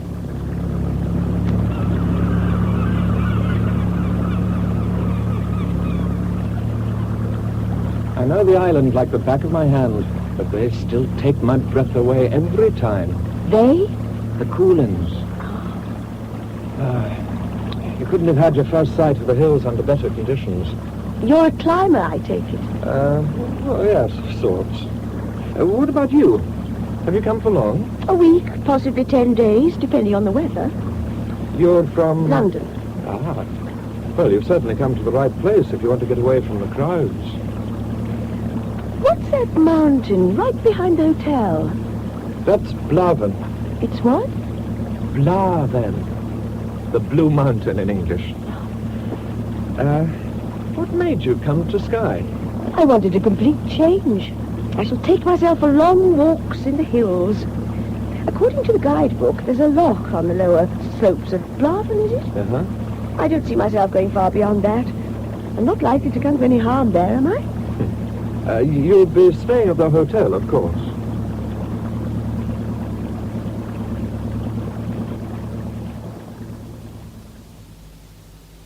Forgive me, but haven't we met? I know you, surely. No, we've never met, Miss Mayling, although, of course, I've often seen you on the stage. I have a jolly good memory for faces. I still think I've seen you before. Well, I modelled clothes, if that's any help. Indeed, that's where. You model for Montefiore, don't you? More often than not. My name's Drury, Janetta Drury. I saw your last show, and the one before, and the one before that. Back to the dawn of time, darling, I know. But how nice of you. You must have been in pigtails when we did Wild Bells. I cut them off early. I had to earn a living. Ah, enter manservant bearing much-needed drink. Ta. Thank you. Slange. What? Slange, my dear. That seems to be what they say for cheers in these parts. Oh, I see. Cheers. What? Well, I was about to ask rather rudely, what on earth are you doing here? Resting, my dear. Really resting, not just out of a job. The show came off a week ago. I just read a perfectly divine book about Skye, so here I am. And doesn't Skye live up to the book? In a way. Trouble is you can't really get around. Do you like walking? Rough walking? I do, rather. Well, I don't. And Fergus simply refuses to take the car over some of these roads. Fergus, you're here with your husband, then? Oh, my dear, no. Fergus is my chauffeur. Marcia...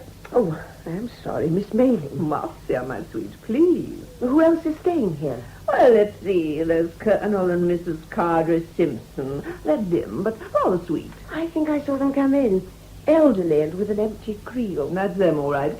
Then there's Mr. and Mrs. Corrigan and Mr. Brain. Not Alistair Brain. A friend of yours. I've met him. He's in advertising. Well, he's with the Corrigan couple. And if ever I could find it in my heart to pity a woman married to a good-looking man, which Hartley Corrigan most certainly is, I'd pity that one. Why? Fish? Fish? Oh, I get it. You mean fishing. Exactly. Morning, noon, and night. And she does nothing but moon about miserably. I believe I may have caught a glimpse of her in the hall when I was registering. She didn't look too happy. Ah, who else have we? Well, just before you joined me in here, I noticed two women passing. One was about my own age. The other was much younger. They teach in the same school. I met a man on the ferry. He seems to be staying here. Grant, I think. Ah, that would be Roderick Grant. He practically lives here, I believe. Tallish, nice-looking, with rather gorgeous hair. That's the one. Blue eyes. And how he definitely is interesting. Is it one? I gathered that this Roderick Grant is a fisherman, too. Oh, heavens, yes. But I must say he's only spasmodic about it. Most of the time he walks, or something. Anyhow, he's never in the hotel. He's a climber. Probably. Oh, there's another climber chap called Beagle. Ronald Beagle? He's a famous mountaineer. Oh. Well, he goes around with another man, a strange little creature called Hubert Hay. Oh, I almost forgot there's another man who got here last night. I've a feeling he writes. Good heavens. We're a positive galaxy of talent, aren't we? This other chap's all dark and damn your eyes. But believe it or not, he fishes too. There's only one thing for it, you know. We'll have to take up fishing ourselves. I'm told it's soothing to the nerves. Does your husband fish?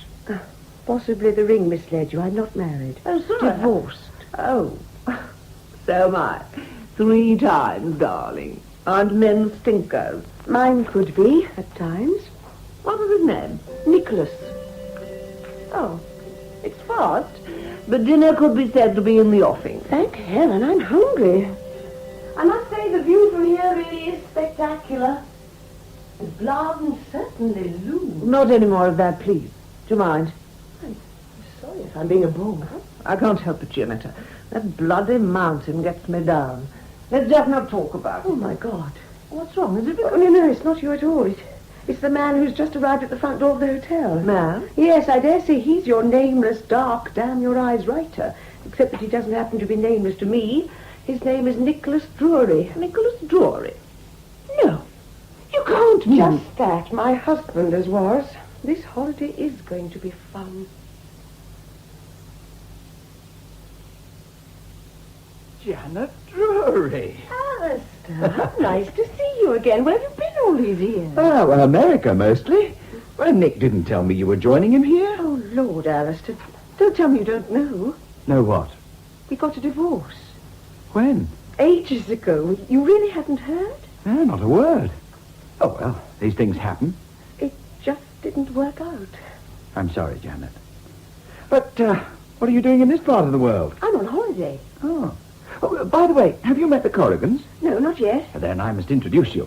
Oh, my name's Brooke, Alistair. Not Drury. Do remember. Not to worry.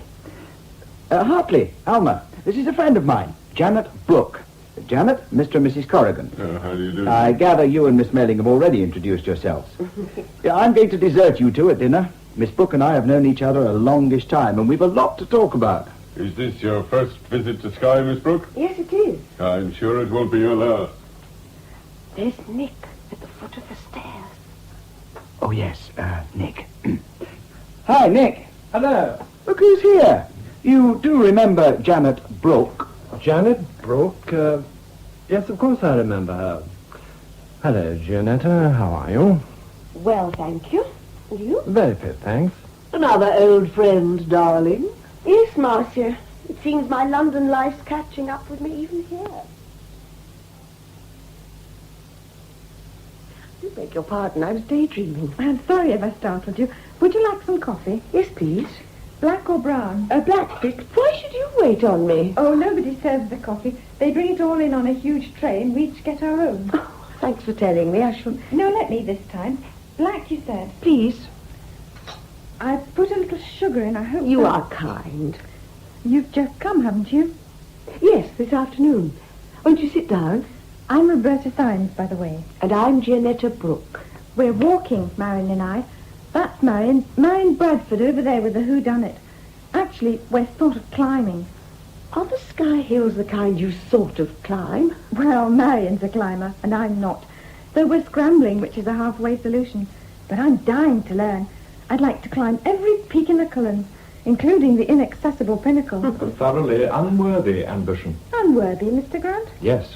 That from you, of all people. Why unworthy? I'm sorry, I forgot you two haven't met. We have, in fact, on the ferry. Why unworthy, Roberta? I'll tell you. Just look at the hills. They've been there countless ages. But you have lived out a puny 20 years, talking about scaling them as if they were... Molehill. More of a challenge, surely. Mere men, or worse still, mere women, pitting themselves against the giants of time. Everest, for example. Exactly. How do you rate their chances, Mr. Grant? I think they're going to make it. Did I hear someone mention Everest? Any news yet? No, nothing further. Have you met Beagle? No. Oh, in that case. Ronald, come and join us. Well, you really can speak with some authority on climbing. Jeanette Brooke, this is Ronald Beagle. How did you? How did I? I just stuck my neck out by saying that I reckon the Everest chaps are likely to pull it off this time. Would you agree, Ronald? Depends on the weather. And, going on the last report I heard, they're going to have it better than we look like having. Oh, no. And I wanted to start really climbing tomorrow. Quite determined to conquer the Coolins, then? Quite, Mr. Grant. Where do you intend to start, Miss Simon? Marion, what do you think? The best climbs are Bruach na Banachdick and Bruach na Free, but they're too far away. Guardsman's within easy reach, but of course it's just plain dull. Oh, Marion, I'm sure Mrs. Corrigan's right. It doesn't look hard, and there must be a wonderful view. There's a wonderful view from every single peak of the Coolins. Having climbed them all, Miss Bradford? If you mean, do I know what I'm talking about? The answer is yes. As this discussion seems to have become a free-for-all, do you think I might... My dear Hubert, we are all ears. If I were you, Miss Simon... I've already made up my mind where we're going. We're going up Blaven. You did say Blaven, Miss Bradford. I did, Mr. Beagle. Is that, quite wise? It's easy enough from this end. Quite. But, well, if the weather is bad... Oh, a spot of rain won't hurt us. And if the mist threatens, we won't go. Look, isn't it time someone broke the hoodoo on that blasted mountain?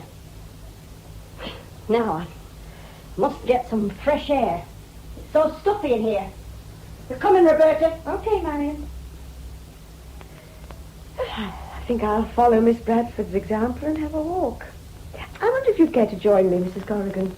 I'd have liked to very much, Miss Brooke, but I've had all the exercise I need for one day. If you don't mind, Miss Brooke, I too could do with stretching my legs. Or would you prefer to be alone?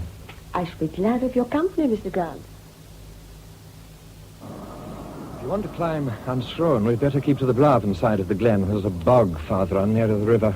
It isn't too pleasant. Even the deer avoid it. Not walking too fast for you, am I? No. Is this your home, Mr. Grant? Oh, no. My father was minister of Auchlechty, a little lost village at the back of the North Wind. Do you know it by any chance? I'm afraid not. Oh, you don't have to apologize. That's where I learnt my mountain worship. I'd no mother. My father was a remote kind of man who'd very little time for me. It was miles to school, so as often as not, I just ran wild on the hills. You must have been a very lonely little boy. I don't think I felt lonely until an uncle died and left us a lot of money. After that, I was sent to a public school. Bad luck. I hated it. And now you spend your time climbing. Oh, pretty well. I travel a bit, but I always seem to end up here in May and June. Here, watch your step now. What? What was it? A cock grouse. Look. That's terrific. Blaven, at its most impressive.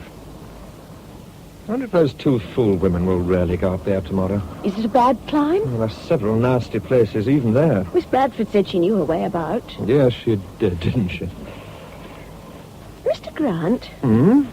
What did Miss Bradford mean about a hoodoo on Blaven? What's wrong with it? Why does everyone shy off it as they do? Don't say you haven't noticed it. You don't know? Of course I don't know. I've only just arrived. Murder's what's wrong. Murder? 2.5 weeks ago. Happened on the 13th of May. A local girl was murdered on... Blaven? Oh, no. On Blaven. Who was the girl? And who did it? We still don't know who did it. The girl's name was Heather McRae. Her father does some gillying for the hotel folks in the summer season. His croft's 3 or 4 miles up the Strath. It seems that Heather was keeping company with a lad from the village, one James Farland. And so, when she took to staying out a bit later in the long summer evenings, her folks didn't worry about it. They thought she was with Jamesy. But she wasn't. Jamesy says not. But then, in the circumstances, he would. And if it wasn't Jamesy, who could it have been? Jamesy says that he and Heather had a quarrel. Yes, he admits it quite openly. He says she'd begun to avoid him. And when he tackled her about it, she flared up and said she was going with a better chap than he was. A gentleman, Jamesy says she told him, a gentleman from the hotel. But that doesn't mean that the man from the hotel was necessarily the murderer. No, I suppose not. But what we do know is that Heather McRae went out on the evening of May the 13th to meet a man. She told her parents she had a date. On Blaven, you said? Yeah. This bit isn't nice, but I'd better tell you. At about midnight that night, some men were out late on Loch Scarveg, poaching sea trout, I expect. Suddenly, they saw what looked like a great blaze of fire halfway up Blavan, and they decided to investigate. And found? Well, by the time they reached it, the fire was out, and it was only the tongue of smoke licking round the rock that guided them to it. They found a whitish ledge, easy enough to get to, with the remains of charred driftwood and birch, and heather blackened and, it seemed, deliberately scattered all over the rock. Lying in the middle of the blackened patch was Heather McCrae's body, flat on its back. Oh, could I have one of your cigarettes, please? I don't seem to have any on me. Yes, of course, here. Thank you. A light? Yes, thanks. Do you want me to go on? I might as well know the lot, mightn't I? She wasn't very much burned, and she'd been murdered before she was laid on the fire. Her throat had been cut. Oh, dear God. She was fully clothed, and she was lying, quite peacefully, it seemed, with her hands crossed on her breast. The oddest thing, though, was that she was barefooted, and all her jewellery had been taken off. Jewellery? Oh, not stolen. It was all there in a little pile in the corner of the ledge. Her shoes, leather belt, all the ornaments she'd been wearing, a ring, cheap bracelet, even a couple of hair slides, and, oh yes, and a brooch. It's odd, don't you think? And the police? Do they favour this Jamesy person or the gentleman from the hotel? God knows. Well, now perhaps you see why the nerves of your fellow guests are a little bit on edge. Yes, I do. I also understand why, whenever I mentioned Blavan, people reacted so strangely. I'm surprised that Major Persimmon didn't warn new guests of what was going on. I could hardly expect Persimmon to ruin his season by warning off intending guests. I suppose not. Just tell me this. Which gentlemen were staying in the hotel on May the 13th? All those who are here now, with the exception of Miss Mayling's chauffeur. And which of you has an alibi? None of us that I know of. Colonel Cardry Simpson and Major Persimmon are vouched for by their respective wives, but that doesn't count for all that much, of course. Corrigan and Brain were out fishing on Loch Narton. At midnight? Quite a lot of people do just that thing, you know. Then they were together? No, they separated to fish different beats of the river after 11, and they made their way back to the hotel separately in their own time. Mrs. Corrigan says her husband got in well before midnight. Did he let himself into the hotel? It's open all night. How convenient. And Mr. Hay, what about him? In bed. A very difficult alibi to break. Or to prove. It is, if one happened to be alone in it. My alibi happens to be the same.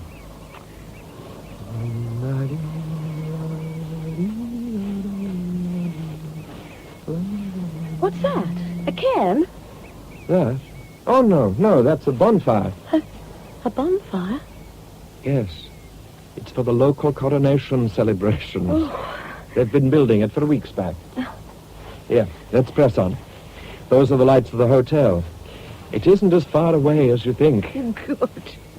I've suddenly realized that I'm tired, so I'm going to have a bath and turn in. Janet. Oh, Alistair. Please stop shining that torch in my face. I'm sorry, but what on earth are you doing down here at this time of the night? You're just about startling me out of my wits. You can imagine how I felt. Well, I was trying to cause as little disturbance as possible. I wish this hotel didn't have a blackout from midnight on. Well, you're in the Highlands, remember. Our host doubtless feels he's doing us proud by having a generator installed. At least it lets us have light at the touch of a switch up to the time when all decent folk should be abed. Don't forget your book when you go upstairs. You've been fishing, I suppose. Yes. Any luck? Pretty fair. But Hart caught a beauty. Hart? Oh, Hartley Corrigan. Oh, where's he got to? To his bed, I should think. He came back a good 2 hours ahead of me. I just had some good risers, so I decided to stay on. Strictly illegal, you know, so don't give me away. But that can't be right. What can't? I'm sure I heard him minutes before you came in. Someone was out there in the porch. They messed around for a bit, then went away. Oh, that would be Jamesy you heard. Jamesy? Yes, Jamesy Farlane. He was with us, but I told him not to wait for me. He had the longest way to go, you see. And then it would be him I caught a glimpse of. I went to the window and I saw someone striding along the road. Yes, that would be Jamesy. But did you think it was a burglar? But we don't have to worry about such urban horrors here, Janet. No, only murderers. Who told you? Roderick Grant. I see. Worried? Naturally. Well, the police are still working on it, and they don't let up, you know. Alistair, do you think Jamesy Farland did it? Or do you think it's someone staying here? I just don't know. When I came in, I asked you a question which you still haven't answered. What brought you down here at this late hour? I'd remembered I'd left my handbag where I'd been sitting before I went for a walk. By the time we got back, I'd other things on my mind, so I forgot to pick it up. Well, it would have been perfectly safe till morning. But I needed it, Alistair. In the middle of the night? Yes, my tablets were in it. Tablets? I turned in quite early, but I thought I was never going to get to sleep. However, I must have dozed, then bang, I was wide awake again with a thumping headache. Oh, poor you. I wasn't really sorry to be awake. I'd had horrible nightmares. Fire seemed to be the theme. Fire at midnight on Blaven. Then I lay thinking about a gentleman from the hotel. So you crept down here and were scared stiff by me. Too bad, Janet. I'd been frightened before that. There was the prowler in the porch. But I was upset anyway. Understandably, as Grant had No, seen not fit just a murder, Alistair. As I was tiptoeing along the corridor, I heard voices coming from one of the bedrooms. Marcia Mailing's. A woman's voice and a man's. Now, Janet, you're a big girl. You know that sort of thing goes on, especially when there's someone like the Mailing around. Earlier on, I'd seen her and Nicholas in the corridor, and they weren't just discussing the weather. Now, that doesn't prove that it was Nick who was in her bedroom. And in any case, Janet... He's no longer my husband, so what he does is no concern of mine. Is that what you were about to tell me? I think you should go back to bed, my dear, and try to get some sleep. Take a couple of your tablets. Know something? I've just realised my headache's vanished. Oh, Miss Brooke, I believe you said you would like to try your hand at fishing. Yes, I did. But I think I might wait a day or two. Oh, just as you like, of course. But you'd maybe care to fix up a time with Dougal McRae here. What about Wednesday, then? Wednesday's a free day, so it'll be suiting fine. Where shall I put you down for, Dougal? The upper beat, Major, and now if you'll excuse me, I'll be on my way or I'll be late for the kip. Good day to you, miss. Good day, Major. Good day, Dougal. I wonder if I've time for a breath of air before I go through to the dining room. There's no hurry, Miss Brooke. Mr. Brooke? My name's Hay, Hubert Hay. How do you do, Mr. Hay? I hope you don't mind my speaking to you, but the fact is, I want to ask a favour. Yes? Yes, you see, I'm a writer. I'm a writer of travel books, Miss Brooke. That's why I'm here. I see, collecting material. Yes, I go for walks and then write about them. How very original. Oh, I don't know. I shall look out for your books, Mr. Hay. I'll send you one. That would be most kind of you. I've been looking at these, Miss Brooke. I pinched them from the lounge, a couple of glossies. I've a photographic memory, Miss Brooke. Have you? How extremely... As soon as I clapped eyes on you last night, I knew I'd seen the face before, in something I'd leafed through recently. So I did a little bit of research. It is your photo that's in these, isn't it? Full marks, Mr. Hay. I take photographs for my books. I thought if I took a picture of the Coolins, I'd like to put a lady in the foreground. Well, of course you may photograph me, Mr. Hay. That's very kind of you. If it clears up, how about this afternoon on Skirnus Tree with the Coolins behind? It's a date, then.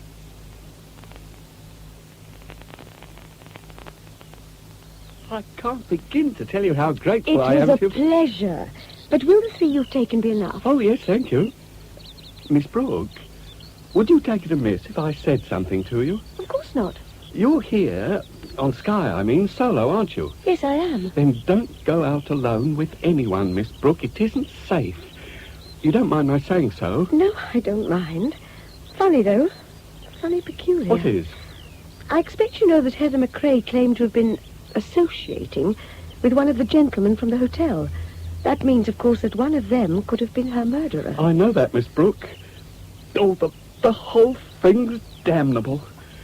That girl was only 18. It was actually her birthday. It upset me a lot, Miss Brooke. You see, I knew her. Well? Oh, not intimately, as you might say. I'd stopped at the McRae's Croft a couple of times, and she'd made me a pot of tea. She was a pretty youngster and full of life. You didn't get any hint of who it was from the hotel that she was going with? Oh, but that's a silly question. If you'd had any notion of who it was, you'd have told the police. You're right, but... But? Nothing, really. There's something at the back of your mind, Mr. Hay. She did drop a hint, didn't she? A very little one. I told her that I was writing a book, of course. And then I asked if there wasn't still a bit of witchcraft going on in the island, like there used to be. Suddenly she shut up like a clam and pretty near hustled me out of the kitchen. Witchcraft? That's absurd. Absurd, no doubt. But I can't help having a feeling about this murder. It must all have been carefully planned, you see. There were branches of birchwood and a big chunk of oak, hardly charred, and a lot of that dry fungus, algaric it's called, that you find on birch trees. Oh, God. Then, when he was ready, he got the girl up there. There was the fire and the shoes and things in a neat pile, and the girl laid out with her throat cut and her hands crossed on her breast and ash on her face like a sacrifice. But only a madman. Whoever did it must be crazy, and yet most of the time seem as sane as you or me. So I wouldn't go for a walk with anyone if I were you. I won't, I promise. In fact, I'm beginning to think I might go back to London. It wouldn't be a bad idea at that. And now I'm sure you'll be wanting to get back to the hotel. I say, we're a bit thin on the ground, aren't we? Climbers not back yet? They weren't in the dining room.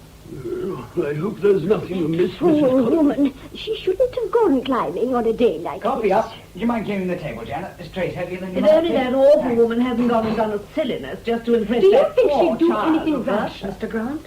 Miss Bradford doesn't take kindly to advice, but she's actually a very accomplished climber. I'm sure she wouldn't take any chances with a mere beginner like Miss Symes. Well, after all, Ronald Beagle set out to climb Scourton and Geelan, and he certainly wouldn't have gone in unfavourable conditions. He's not back either, Mr. Grant. Where's your husband, Mrs. Corrigan? He? Oh, he went out walking. Yes, we set out to walk up to the ridge for the view over Loch Slappin. I brought Mrs. Corrigan back, but Hart decided to go a bit further. Did you see any sign of the two women then, on Blaven? No, we didn't, but we saw someone. I believe it was you, Nicholas, in the distance. No, I wasn't on Blaven, so I saw nothing of them either. I think I'll have a word with Persimmon. They may have told him that they intended being late. Where did you go today, Marcia? To Portree, darling. I got some marvellous tweed, sort of purple and... our dear Roderick is returning to our midst. I'll show you later. Roderick, darling, what did the Major say? That there's no earthly reason for undue anxiety, but... But? I don't much like the look of that sky. Given that damn music. The Colonel's determined not to miss the latest about Everest. He's really rather a dear. I'd hate him to be disappointed. But, you know, I've the honest sort of feeling about Everest. I believe I'd be almost sorry to hear that the summit has been reached. Really? I've always thought of it as a sort of remote, white, unattainable vastness. Immaculate, as it were. Exactly. I think it'll be rather a pity to see human footprints in the snow. I didn't know you had this vein of poetry in you, Gianetta. You appear to have developed quite a flair for overhearing what wasn't intended for your ears. Watch it, Nicholas. I don't think you know Miss Brooke well enough to make such a personal remark. You know, Grant, I'm not sure that I'm all that much interested in what you think. Unless I'm mistaken, our friend Beagle is returning to base. Alone? Yes, alone. That's strange.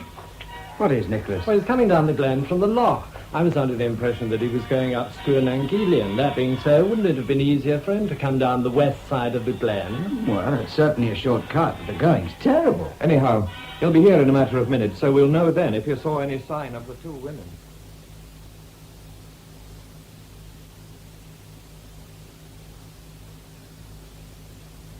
We were all pinning our hopes on your having caught a glimpse of them, Beagle. So when you told us you hadn't... Oh, here's Major Persimmon. Gentlemen, can I have your attention for a moment?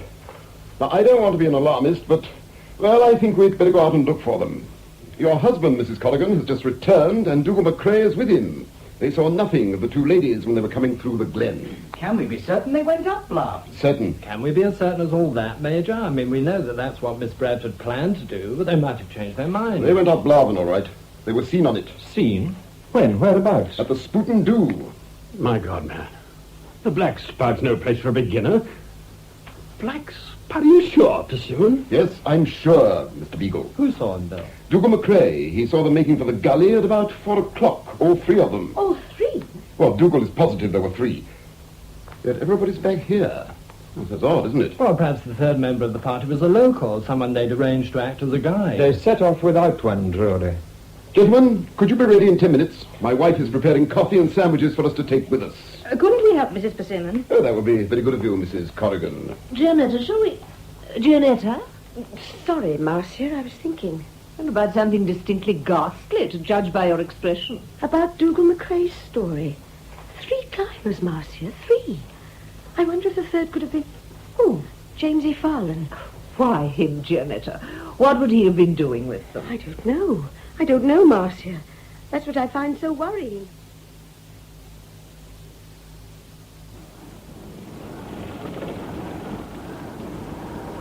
Mind if I join you, Marcia? Where are the others? Gone upstairs. I thought you'd be in here, so I bought a drink for us both. Oh, you perfect angel. Oh, isn't it an utterly foul night? It certainly is. Oh, thanks. Cheers. Gianetta, do you believe there's a hoodoo on that mountain? Lava? Oh, of course not. The women will turn up all right. But that other climber, whoever it was, he certainly wasn't a ghost. That Roberta child's rather sweet. Pathetic, too, in a way. The other I find pathetic. Frustrated, my dear. She's in love with Roderick Grant, you know. Oh, nonsense. I think I shall go to bed shortly. I do likewise. Gianetta? Yes? Would you like to see the piece of tweed I bought? Yes, I would.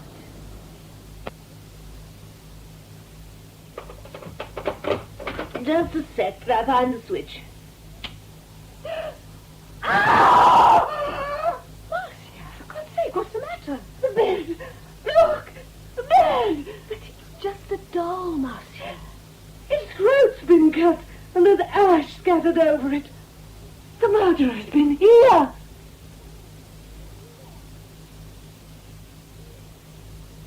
Morning, Miss Brooke. What news, Major? Oh, none, I'm afraid. I've just phoned the local rescue team, and we should all be out again by 9. I'd like to help. Well, you and Mrs. Corrigan could tackle the area of scree and heather bordering the Black Spout. And we're leaving at 9? That's right. Now, if you'll excuse me, I've things to see to.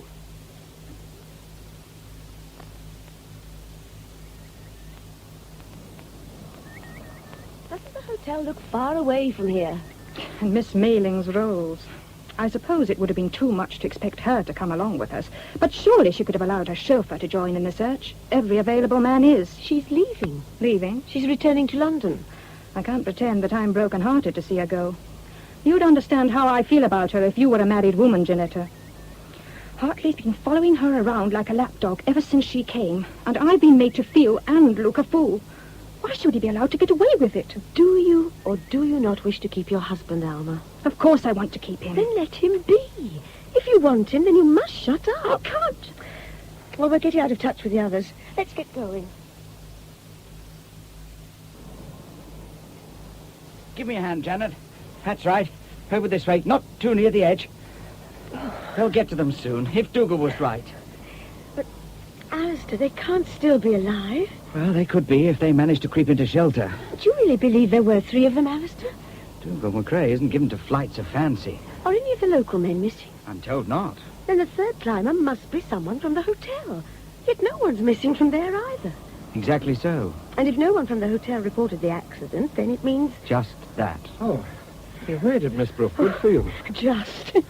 What happens now, Mr. Grant? If Dougal McCrae was right, they're starting to work their way across the spout, and the first move is to do likewise. Did you get this far last night? Yes, but it was dark by then. It makes me dizzy just to look down there. Is it a very bad place to climb? It's bad enough for anyone with a bit of experience, but for a beginner, sheer lunacy. Can the men get down into the gully if they have to, Mr. Grant? Oh, yes. Beagle and Rhodri McDowell are prepared to go. Look, the others have begun to rope themselves together. Yeah, I'd better join them. It looks as though someone's had the bright idea of searching the hillside and scree on this side of the gully. What shall I do? Wait here, if you don't mind. If they find them injured, you might be able to help.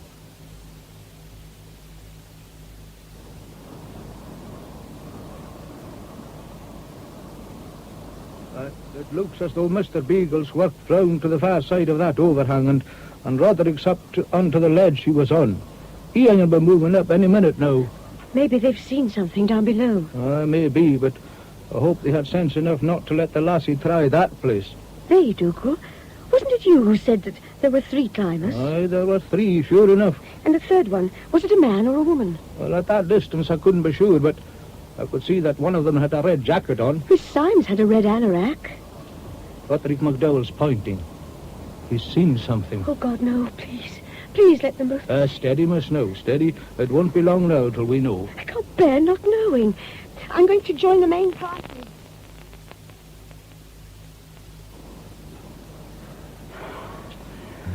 Put the stretcher down for a minute, lads. My God!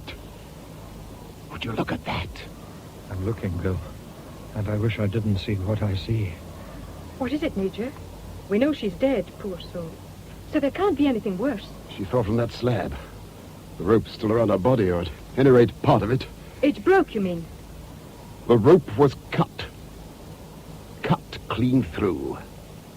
I don't understand, Major. Oh, it's easily enough understood, Mrs. Corrigan. Someone cut the rope deliberately, and Miss Bradford fell to her death. Murder? What about Roberta Symes? She hasn't been found yet, Gianetta.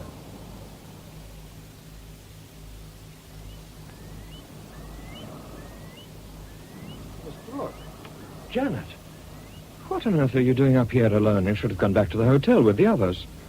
Tomorrow bells will ring out for the coronation, and bonfires will be lit. Bonfires, Roderick. The children have been building for weeks back, prepared for a celebration, not for... A sacrificial rite. I know how you feel. Oh, you look exhausted. Please take my advice. Go back to the hotel. But we've got to find Roberta. Another night on the hill. I doubt if another night's going to make any difference to her, Janet. She must be alive, Roderick. Don't you see? If she'd fallen into the gully with Miss Bradford, she'd have been found. Dougal McCrae said she could have been stuck higher up on a ledge or something. There must be places near the top of the gully. We've combed the upper gully twice over. There was no sign of her, Janet. She must be somewhere. She must be hurt. Or she would have answered you. And if she was hurt, she couldn't have gone far unless... Roderick, you saw Marian's climbing rope. It was cut. Not a shadow of doubt, I'm afraid. That can only mean one thing, can't it? Yes. Murder, again. Yet Dougal swears there was a third climber there. If he's to be believed. Oh, I think he is. If anyone in this world's dependable, I'd say it was Dougal McCrae. If there wasn't a third person there, then it was Roberta who cut the rope, and that's fantastic. Oh, but is it? You can't possibly be... She was a beginner. If Miss Bradford fell and the girl thought she was pulling her down after her, she could have easily got into a panic and... I can't accept that, and neither can you. No, I can't. But it's a possible theory. So the third climber cut the rope. He was there when Marian Bradford fell. And now Roberta can't be found. Look, Janet. Beagle and McDowell are coming back up from the hotel. They may have heard something. The others are cutting across to meet them.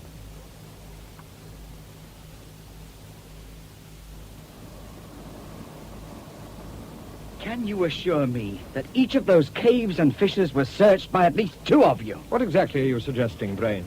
My question was put to Beagle, not you, Grant. I, however, have just put one to you. What are you suggesting? I overheard you, Brain, and I think it was a pretty rotten thing to imply. But he's right, you know. It could quite easily be one of us. But why should it be in the murderer's interest to continue to conceal the second body after the first had been discovered? It would certainly be in the murderer's interest to be the first to find her if she were alive, so that he could silence her. But he didn't. Every crevice in that gully was searched, solo and otherwise, by all of us. All right. Forget it. I suppose I'm a bit on edge. Hadn't we all? Gianetta, get back to the hotel at once. I can't, Nicholas. I can't give up yet. I couldn't bear having nothing to do but wait and listen with the Cowdrey Simpsons for the latest news of the Everest climbers. Well, Drury's right, Miss Brooke. You should get back to rest. And try to find some way of taking your mind off this unfortunate business. By the way, since your mention of Everest reminds me they've done it. You hear that, you chaps? The news came through a short time ago. They've reached the summit.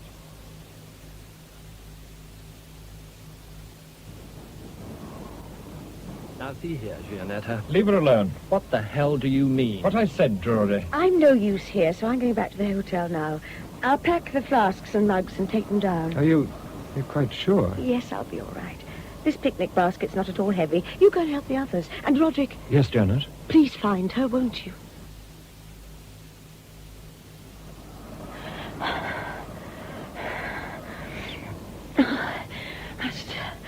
Eyes on ground. Mustn't trip. Break ankle. Leg. A leg like Roberta. Marion. God, no. No. Oh, please. Not storm again. Roberta lying cold. Just bees. Carrying smell. Smells. Smells of what? Heather. Peat. Bog myrtle. Something else. Wood smoke. Smoke.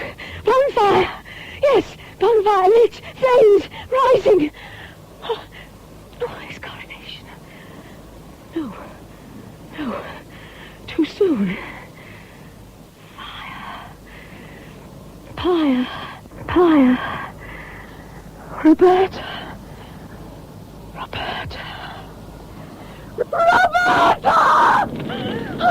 Must! Pull her off! Oh, thank God! Someone here! Help me, please! Are you all right, miss? Yes! I'm on fire! It's Roberta! Steady now, lass. You're safe now. You're safe. Mr. Corrigan. Is she dead?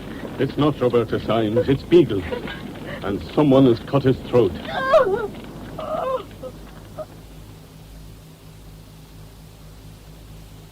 Miss Brooke, is it not? Yes. I'm Inspector Mackenzie, and this is Sergeant Monroe. Draw up a chair for Miss Brooke, Hector. Yes, sir. Well, now, Miss Brooke, I've jotted down one or two wee bits of information. Maybe we can check it. I'd be glad to help, Inspector. You are Miss Brooke, of course? Yes. You arrived here on Saturday afternoon. Yes.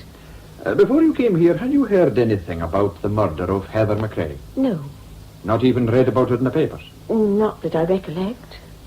Now, I understand it was you who found Mr. Beagle's body on the bonfire last night. I was first on the scene, but I don't know who pulled him off the fire. When was it you first noticed that the fire was burning? Not until I was quite near. I'd been aware, subconsciously, of the smell of wood smoke in the air. Then when I looked up, I saw the flames. And realized someone had lit the bonfire? That's right, Inspector. Then?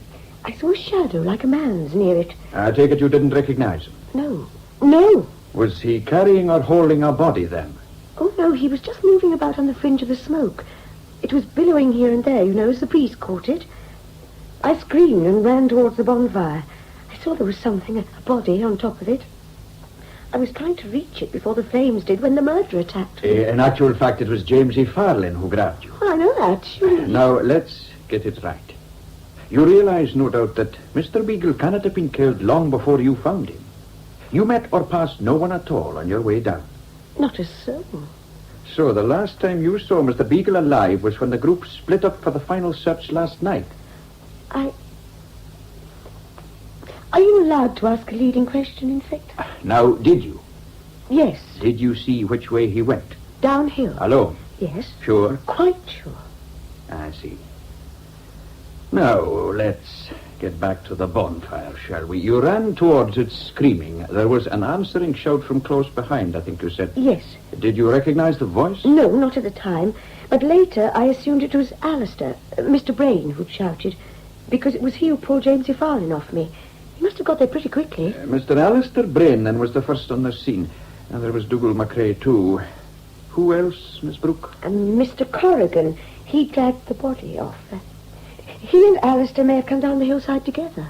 That they didn't. They arrived independently. Who else was there? So far as I know, Inspector, no one else. Just so. You booked your room, Miss Brooke, in the name of Drury, Mrs. Nicholas Drury. That is my name. Then why did you change it in the visitor's book almost as soon as you got here? And why have you and your husband been at such pains to behave as though you were comparative strangers to one another? Because he's not my husband. We were divorced some time ago. I didn't know he was here, and when I saw him that evening, I was horribly embarrassed. I understand. But to avoid awkwardness all round, I changed to my maiden name. I'm sorry if I've distressed you, Miss Brooke, but you have been very helpful. But why all this questioning, Inspector? You've got the murderer. Got the murderer? James E. Farlin, of course. He was at the bonfire and he attacked me there. What more do you want? A bit more, Miss Brooke. Farlin's story is that he was near the foot of Aunt's throne when he saw the bonfire go up. He came back up the slope as fast as he could and was just about at the top when he heard you scream. Then you came running, and so he says, flung yourself at the fire. He thought you were going to get burned, so he grabbed you and hauled you back. You struggled like mad, and you both fell to the ground. Wasn't that his way of it, Hector? Aye, that's right, Inspector. Any comment, miss? Only that it might be the truth. Aye, so it might. Especially as Dougal McCrae was with them at the time. Well, that's all for now, Miss Brooke. You'll be about all day, I take it? I'll be on the hill myself, Inspector. There's still someone missing, you know. I hadn't forgotten, miss.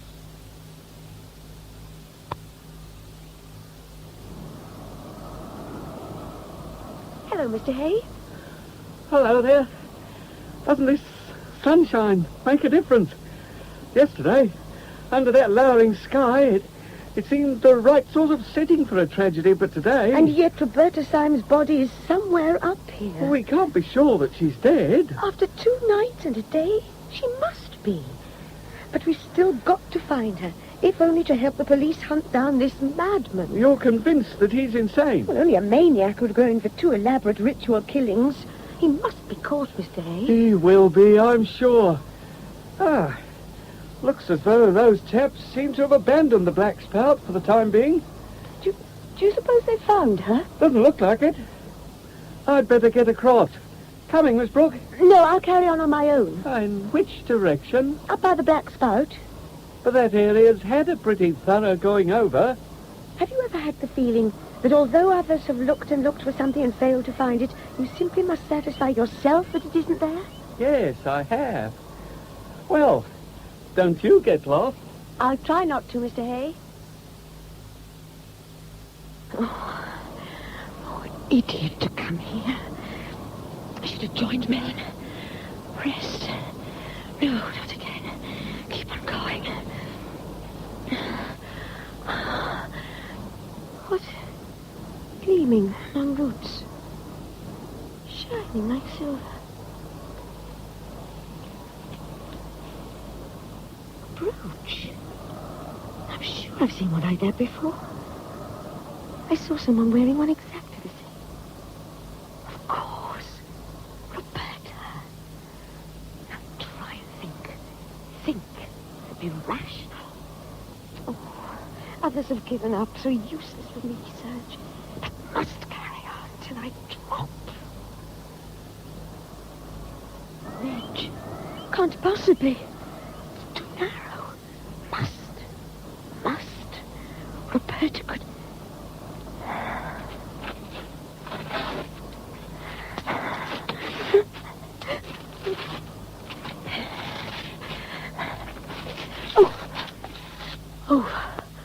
Oh, thank God. Oh, it's so still. Frighteningly still. Must get my breath back.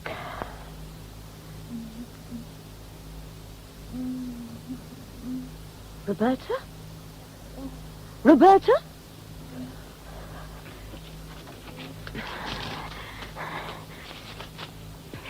A cave.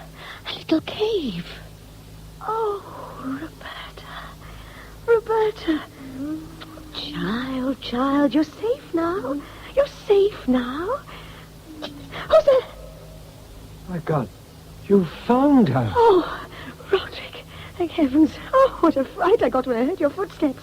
Yes, I found her. And she's alive. Alive? Yes, she is. I heard her moaning. Yes, she's alive, but only just, I'd say. I'll stay with her, Roderick. You go and get the others. You'll go far faster than I could. Janet, I left my haversack at the other end of the ledge. My brandy flask's in the pocket. Fetch it, will you? Okay. What? Did you catch what she said? It sounded like Marion killed. It was Roderick. I think she knows who did it. You're right. And by heaven, she's going to stay alive till she tells us. Get that brandy, please. I'll try and ease her into a less cramped position. Yeah. Once she's had a sip of that brandy, we can get it over her throat. You'll get along to the end of the ledge and yell bloody murder till someone comes.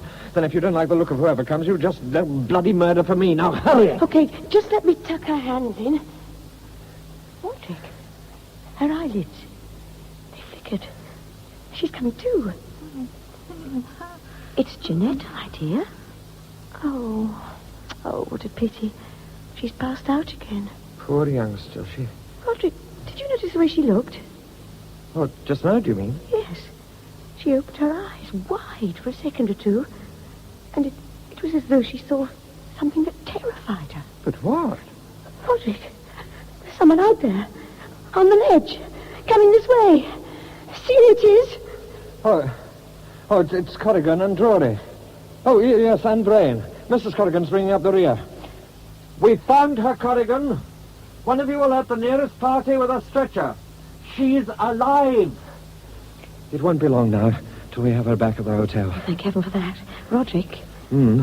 I've only just realized that Roberta has only to recover enough to speak, and a man staying at the hotel is going to be charged with a double murder. I'm putting Constable Neil on to guard you, lassie. The district nurse is away to a tricky maternity case on the other side of the island, so we'll not be seeing her before the morning. That raises a question. Who's going to look after Miss Symes in the meantime? Do you know anything about nursing? Not much, I'm afraid. But enough maybe to keep an eye on Miss Symes. Well, Would you stay with her tonight and watch her for me? I'm willing enough to try, but surely there's someone more competent. Hasn't it struck you, miss, that you are the only woman in the hotel who wasn't here at the time of the first murder? But, Inspector, you can't suspect a woman, sure. Maybe not, but Mrs. Corrigan and Mrs. Persimmon have husbands. And I want no one in that room the girl's in who's in any way involved. No one on any pretext whatsoever, you follow me? When I came down from having a look at Miss Symes, Mrs. Persimmon and Mrs. Cowdery Simpson were attending to them. I understood you said you didn't want anyone near Roberta who was in any way involved. There's no danger with the two women there. Anyhow, Neil's around. Neil? Oh, the constable who's to be my watchdog. One of them, anyway. Sergeant Monroe and I will never be far away. How's Roberta now, Mrs. Cowdery Simpson? There's not much change. We've made her as comfortable as can be. All we can do now is wait for the doctor. Does Inspector Mackenzie really expect the murderer to try and get in here? I wouldn't be knowing what the inspector thinks, ma'am.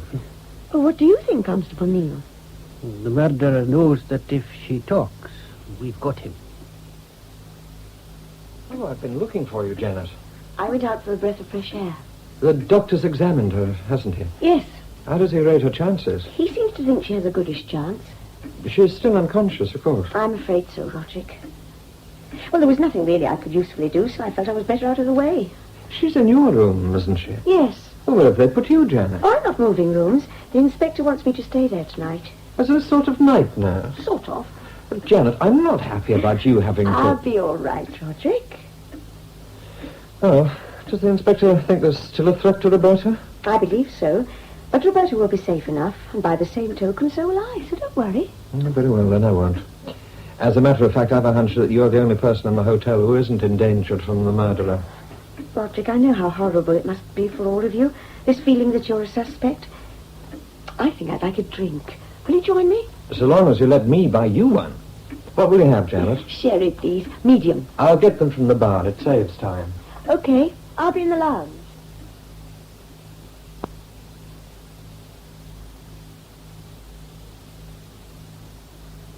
As I was about to say, I hope the police can protect that poor girl from the beast that's loose among us. There is a murderer in this room. You can't get away from that fact. Not necessarily, Mrs. Cowdery Simpson. Grant, Drury, Major Persimmon, not to mention Jamesy Farlane, aren't here. They lengthen the odds more than a little.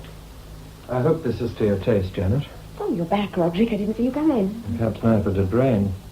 I am here now. How does that affect the odds? And what odds?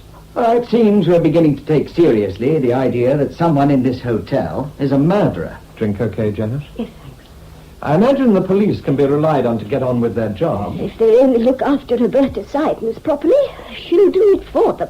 A police officer will be watching her all night, and I'm staying with her too. Actually, she's in my room. Won't you be frightened? I don't think so, Mrs. Corrigan.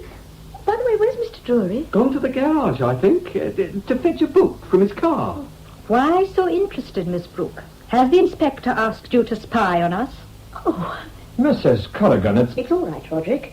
Mrs. Corrigan's suggestion isn't really so outrageous. I'm certainly cooperating with the police, as I hope we all are. And if that means giving the inspector an account of anyone's movements at any time, I'll do so. Good for you, Miss Brooke. I second that. Once a man puts his hand to murder, he's automatically an outcast. That's a strong statement, sir. All the same, it's absurd that we should all be treated as suspects. The police must have some idea who did it. If they haven't now, they certainly will have as soon as Roberta Symes can speak.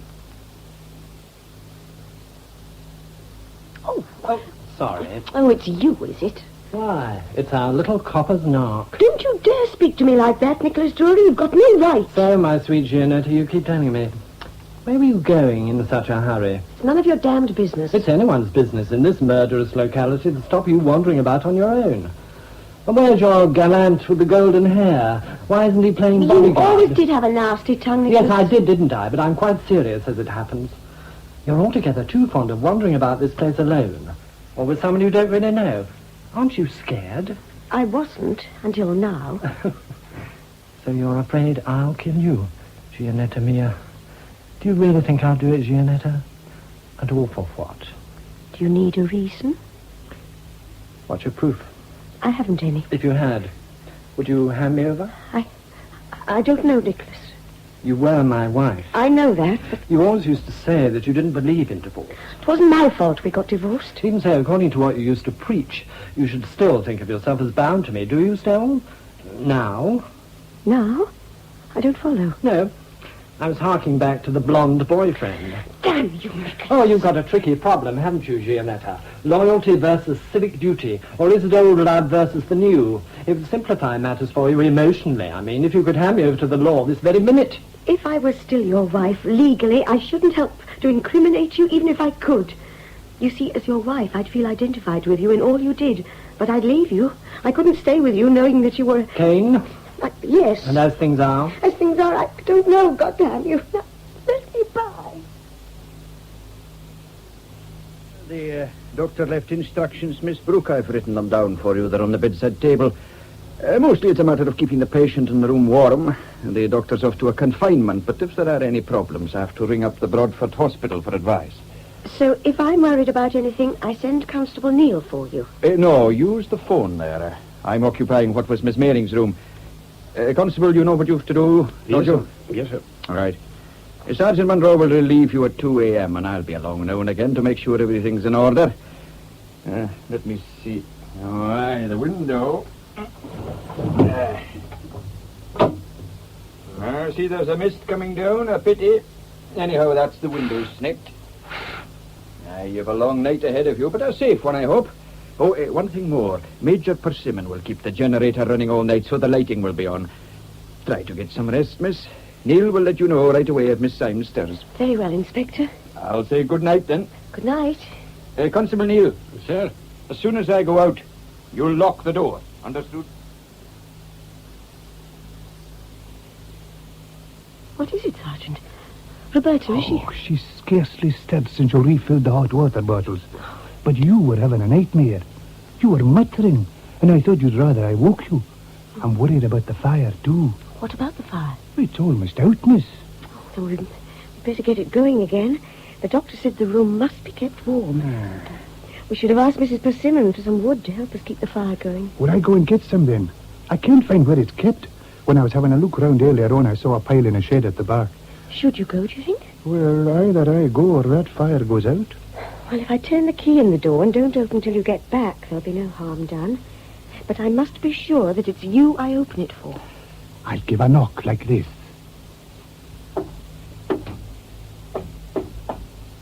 Okay, Sergeant.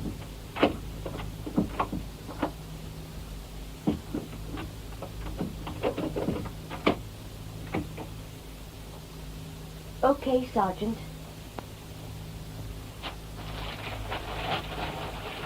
Oh, Daddy, go on, burn, confound you.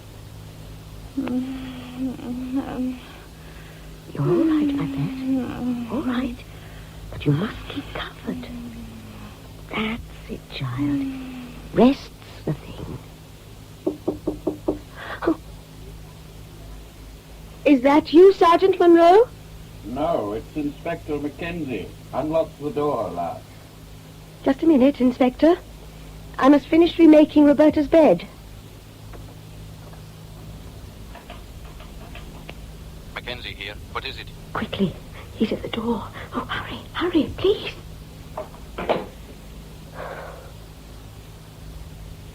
Oh. What's wrong, Inspector? Where the devil have you been, Sergeant? To get wood, sir? Oh, your hand up, have you? Now, Miss Brooke, are you there? This is Inspector Mackenzie, and Sergeant Monroe is with me. Go on, man, tell her you're here. I want her to be sure that there are two of us and that we're who we say we are. It's me, miss. And I've got the wood. I'll knock. Okay. I'll unlock now. Don't you touch that handle, nor this side of the door. Oh, I'm glad to see you, Inspector. He was at the door.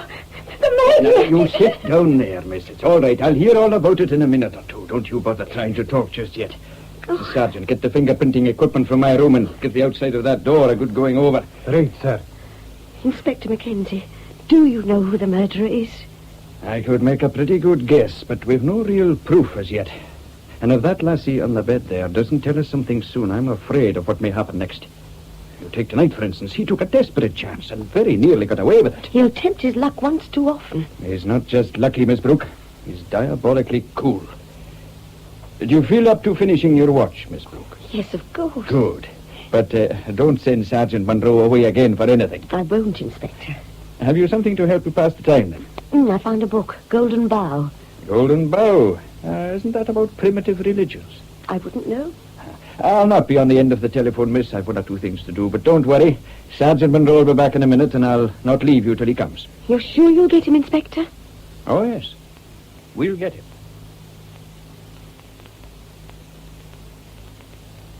What is it, Miss Brooke? The Golden Bough. The book you saw me with last night. I put a marker in the bit I'd like you to read. Central Highlands bonfires, 1st of May, human sacrifice, island of sky very combustible. Where did you find this? In the lounge. And when did you read this passage? Last night after you'd gone. I was just browsing through. Do you know whose book this was? No. You had other things to tell me, I believe. Now, Miss Brooke, what was it you thought I ought to know? The cut climbing rope. Yes? On my first night here, I lay awake for hours. I came downstairs to the lounge in search of my handbag. While I was there, I spoke to Alistair Brain. But before that, I'd heard someone in the porch, almost certainly Jamesy Farnan. Well, Alistair told me then that Mr. Corrigan had been fishing with them and had already come back to the hotel.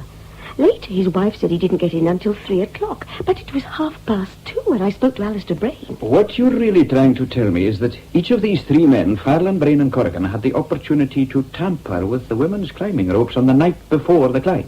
Yes, I suppose so. Then where does Dougal McRae's third climber come in? He might be innocent and just be frightened. Had you anything more to tell me? Well, there was Miss Mayling's doll. Oh, but maybe you know about it. Yes, I do, as it happens. Mrs. Corrigan told me about it. She did it to frighten Miss Mailing away from the hotel for reasons of her own. Well, it appears to have worked. Quite so. Is there anything else? No, Inspector. You're lying to me, aren't you? No. Lassie, I think you told me a lie last night, didn't you? A lie? You said you hadn't guessed who the murderer was. Do you really believe that a woman of Marion Bradford's experience wouldn't have noticed that the rope was damaged when she put it on? Do you really think that the rope was damaged in the hotel porch that night? No. I'll tell you how we think this murder was done. You realize, of course, that Roberta Symes never climbed the Spoutandu at all. No? Well, you found her. Was there a rope in her body? No, there wasn't. Of course, I see it now. If she'd been middleman on the rope, the murderer couldn't have cut it between her and Marion. We think he contrived to meet Marion Bradford and the girl on Blavan. He suggested doing the climb with Miss Bradford, Roberta being left to spectate. When he got Miss Bradford out of sight... He could cut the rope then without being seen. Just so. From where she was watching, Roberta Symes would see what appeared to be an accident, her friend falling. Then she would hear him shout that he was coming back. She, meanwhile, would wait for him in who knows what agony of mind. And in turn, as he planned it, he'd throw her down. Oh, no, If a man's a murderer, lassie, he doesn't deserve to be defended. But loyalty... Your loyalty is to the rest of us. Even if I had guessed who the murderer was, it would only be a guess. What more can I do to help you catch him? I've told you everything. No, you haven't, Miss Brooke. And if you're holding back the evidence I need, then I must warn you. I haven't any evidence. I swear I haven't, and if I had... Oh, my God, I must get out of here. I've got to have time to think. Good morning, ma'am. I was hoping to have a word with you, but if you're in a hurry, then... Good morning, Dougal. Hurry? No, well, that is... Well, it was today I was taking you fishing, Miss Brooke. Had you forgotten? Fishing? I'm sorry, but it seems odd to be thinking about fishing after all this. Oh, to be sure it does. But you'll be better out in the clean air fishing and taking your mind off things. You can take my word for it, ma'am. What's the weather going to be like? No, it's fine now, but there could be a bit of mist coming in off the sea later on.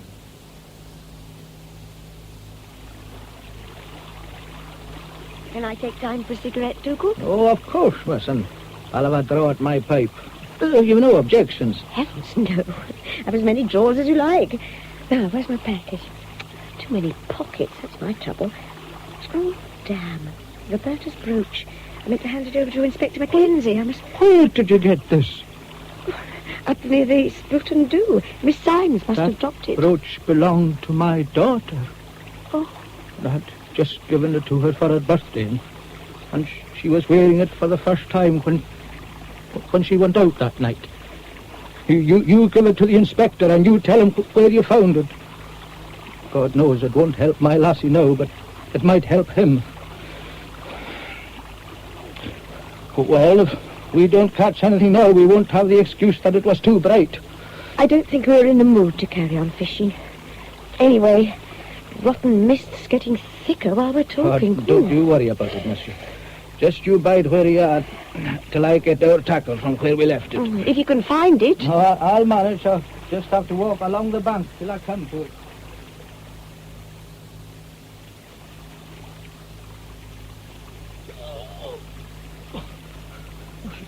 You bloody murdering bastard! What is it, Dougal? Run, lassie! Run! Run!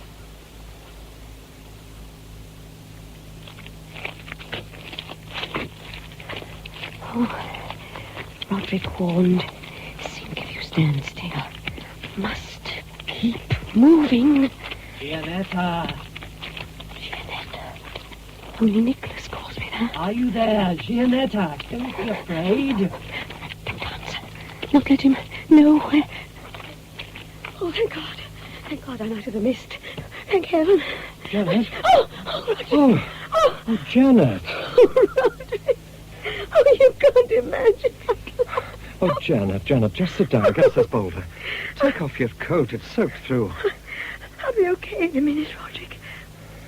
Oh, you know, don't you? Yes, I know. But back there with the mist all round, Nicholas was hunting me down. I told you were safe from him. I was wrong, though. It was wrong of me to try to protect him once I suspected that he was what he is. Why did you? Because I'm his wife. Were his wife, Janet? Loyalty dies hard. Why talk about loyalty when you mean love? That's it, isn't it? I suppose so. What exactly happened?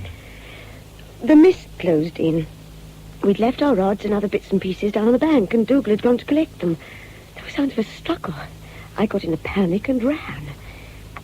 While I was floundering about, I heard him calling Gianetta. He was within yards of me at times. He must know that you've guessed what he is. I should think so. How far away? Only minutes ago, since he was far too close. Come on. On your feet. Here, let me give you a pull-up. We're above the mist now. Shouldn't we wait till it clears all the way down? We're not going down. We're going up. What do you mean, Roderick? I will lift up mine eyes unto the hills. Now, don't ask questions. Do as I say. Are you putting on your coat? No, I'll carry it. It's really too wet. Oh, let me have it then. Here. Oh, thanks. Oh, I must get my handkerchief out of the pocket. Here, you pulled something else out. What's this, Janet? Oh, brooch. It was Heather McRae's. Uh-huh. I found it yesterday near that dreadful ledge. I thought it was Roberta's, but today Dougal McRae recognised it as his daughter's. Oh, my God. What's wrong, Janet? You told me about the little pile of jewellery found on the ledge. You told me about it when you were describing Heather's murder. A bracelet, you said, and a brooch and other things. But the brooch wasn't on the ledge when the body was found. And since she'd only been given it that day for her birthday, you couldn't have known about it unless you'd seen her wearing it. Unless you, yourself, put it on the ledge beside the bonfire. What a pity you remembered. So it wasn't Nicholas. You were the killer. I really am sorry, Janet. I knew when I overheard you talking to Dougal McRae back there by the river that sooner or later you'd remember about the brooch, but I'd no intention of killing you. But of course I'll have to now. No, don't try and make a run for it. And don't scream, Janet, because then I'll have to throttle you and... Well, I always cut their throats if I can. It's the best way. Why did you kill Heather McRae? They wanted it. They? The mountains. A life a year. That's what they need. They must have the May Day sacrifice they received when the world was young and when men knew that gods lived on the mountains. Now, together we collected the 9 woods, the algoric and the oak to make the wild fire. She helped me to build it. Then I cut her throat. But why did you kill Marion Bradford? The little one talked sacrilege, chattering about conquering Everest. Impudence. Bradford was no better. that was quite easy. That dreadful, stupid woman was a little bit in love with me. She was delighted when I met them up by the Spout and Dhu and offered to show her the climb across it. I suppose you thought they were both dead when you left them. They should have been. Wasn't it bad luck? I'd been along that ledge 3 times already. Never occurred to me that she'd reached that little cave. Anyhow, you found her. I did. Yet you nearly gave me the chance I wanted, Janet. When you asked me to go for your flask? A little pressure on the throat and... But you came back too soon. That explains. What? While I was trying to make her comfortable, she opened her eyes. She seemed to be looking at someone beyond me and was terrified. For an instant, I thought it might have been Nicholas who'd found his way into the cave, but it was you she saw. She knew that you were the killer. Of course she knew, Janet. But you were so sure Drury had killed the Bradford creature and Beagle. Why Beagle? At night, on the mountainside, he wouldn't stop talking about Everest having been conquered, as he put it. Everest! Snow was defiled and trampled, where I'd hoped no human being would ever set his sacrilegious feet. You said that, Janet, do you remember? You spoke about Everest like that, and because you did, I thought I could never hurt you. But Beagle... I followed him downhill, caught him from behind, and killed him. Now, my knife. Where is it? I was sharpening it on a stone. I put it down somewhere. There it is, Roderick. On the ground, just behind you. Where? I don't see it. Janet, come back. You won't get away. That ledge. Must reach that ledge. Come down here, Janet. Come down here, Janet. You are trapped. Very well, I shall have to come up. Keep away. There are plenty of stones here. Big ones. Stay where you are. I'll smash your head in. That piece of rock would smash my skull. You couldn't do a thing like that, could you? No, I can't. I thought not, Janet. Don't worry, Gianetta. I can. Nicholas, I'm perfectly all right now. Tell me, please, what happened when you caught him? Well, he put up a pretty desperate struggle, and I shouldn't like to bet on what the outcome might have been if Sergeant Munro and his sidekick hadn't arrived on the scene. That's a nasty cut on your cheek. Oh, Olive. Here comes the law in all its majesty.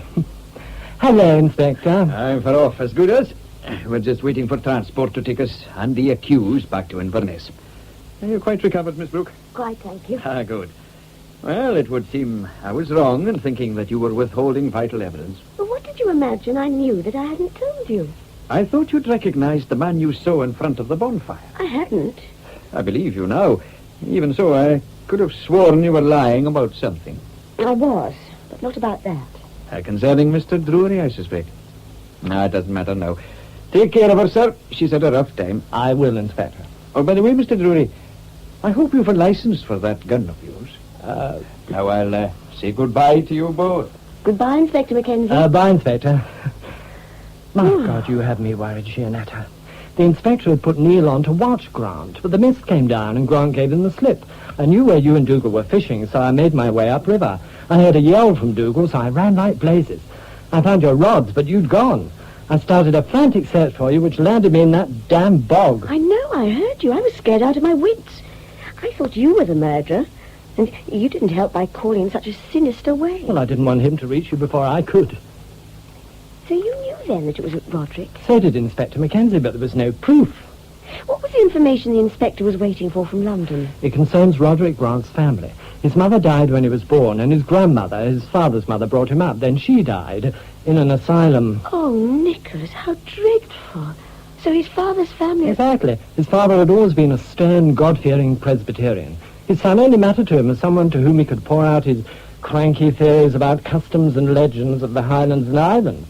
Grant must have spent a large part of his childhood listening to his father's garbled versions of the old folklore, of which the so-called ritual murder of Heather McRae was the eventual spin-off. I know, I found some of the bits in the Golden Bough. My Golden Bough, which you handed to the inspector.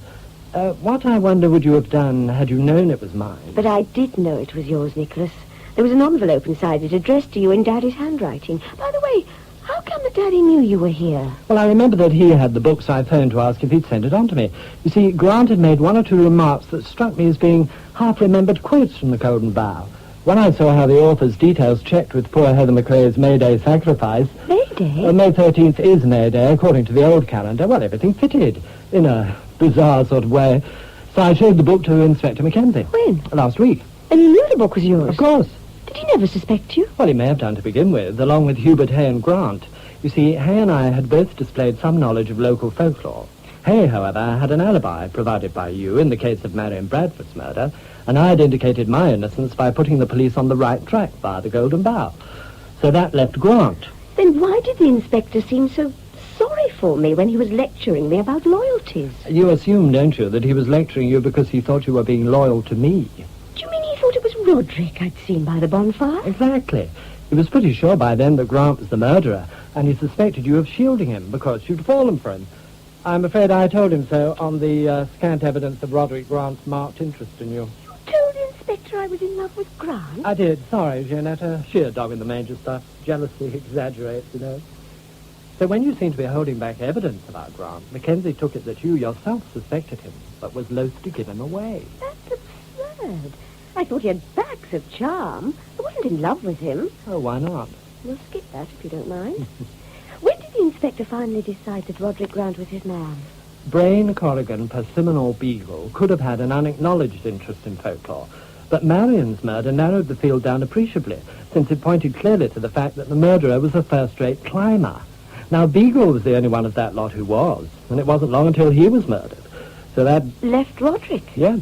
Trouble was to pin anything on him. Roberta, of course, could have provided more than enough evidence, but there was also the chance that she'd have mercifully forgotten all about the whole ugly episode. Mackenzie phoned London asking for information about Grant. He was going to risk pulling him in if they came up with anything that would give him a pretext for doing so. This morning, word came back that Grant's father died in a mental home 2 years ago. Oh, no. Well, that, of course, was quite enough to warrant his being detained. But that damned mist rolled in from the sea like curtains. Grant managed to give Constable Neil the slip and go hounding after you.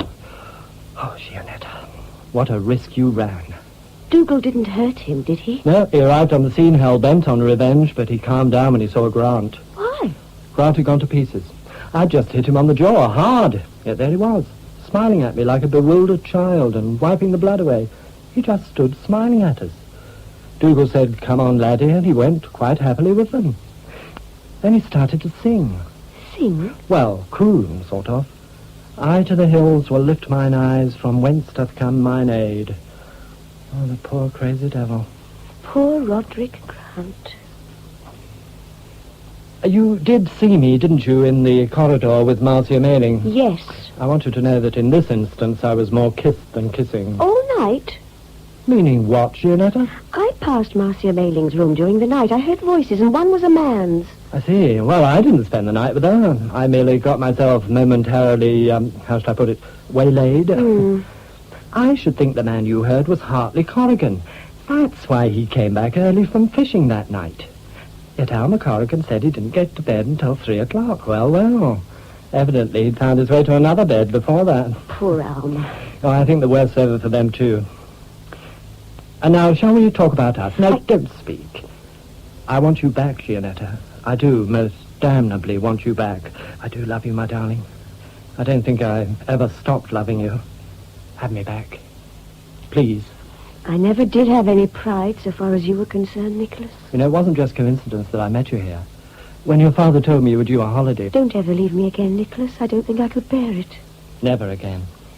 What do you bet? That when we arrive at Tenjabus, Mother will meet us as though nothing had ever happened and show us to the spare room. Then we better get married again before we get there.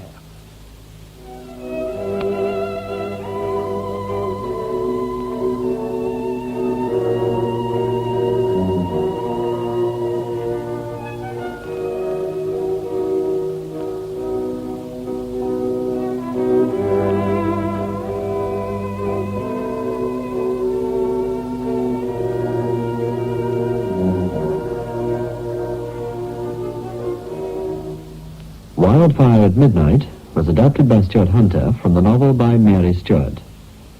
The part of Gianetta... There's nothing wrong that a short holiday won't cure. Hugo thinks I should take myself off to some quiet spot. was played by Ursula Smith. Roderick Grant...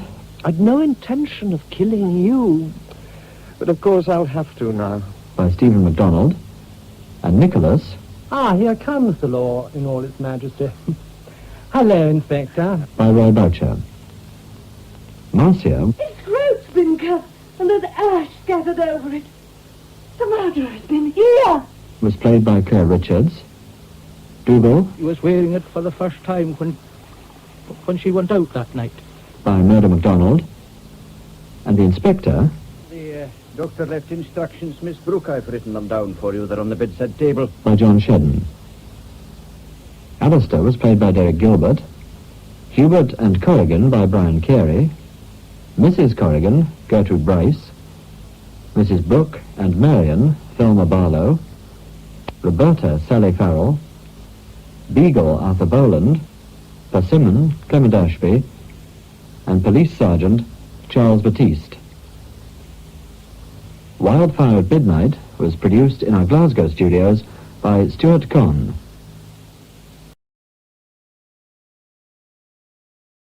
Now the time is 8:30. Saturday Night Theatre.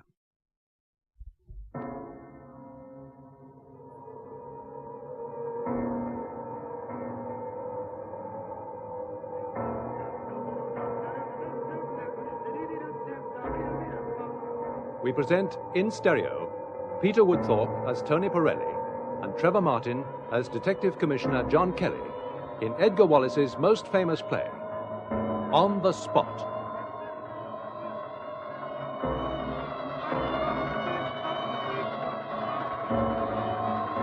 Chicago, 1929.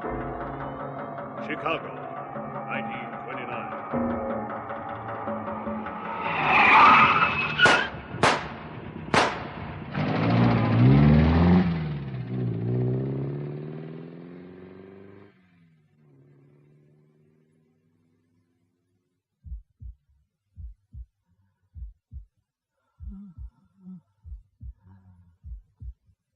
Jimmy McGarth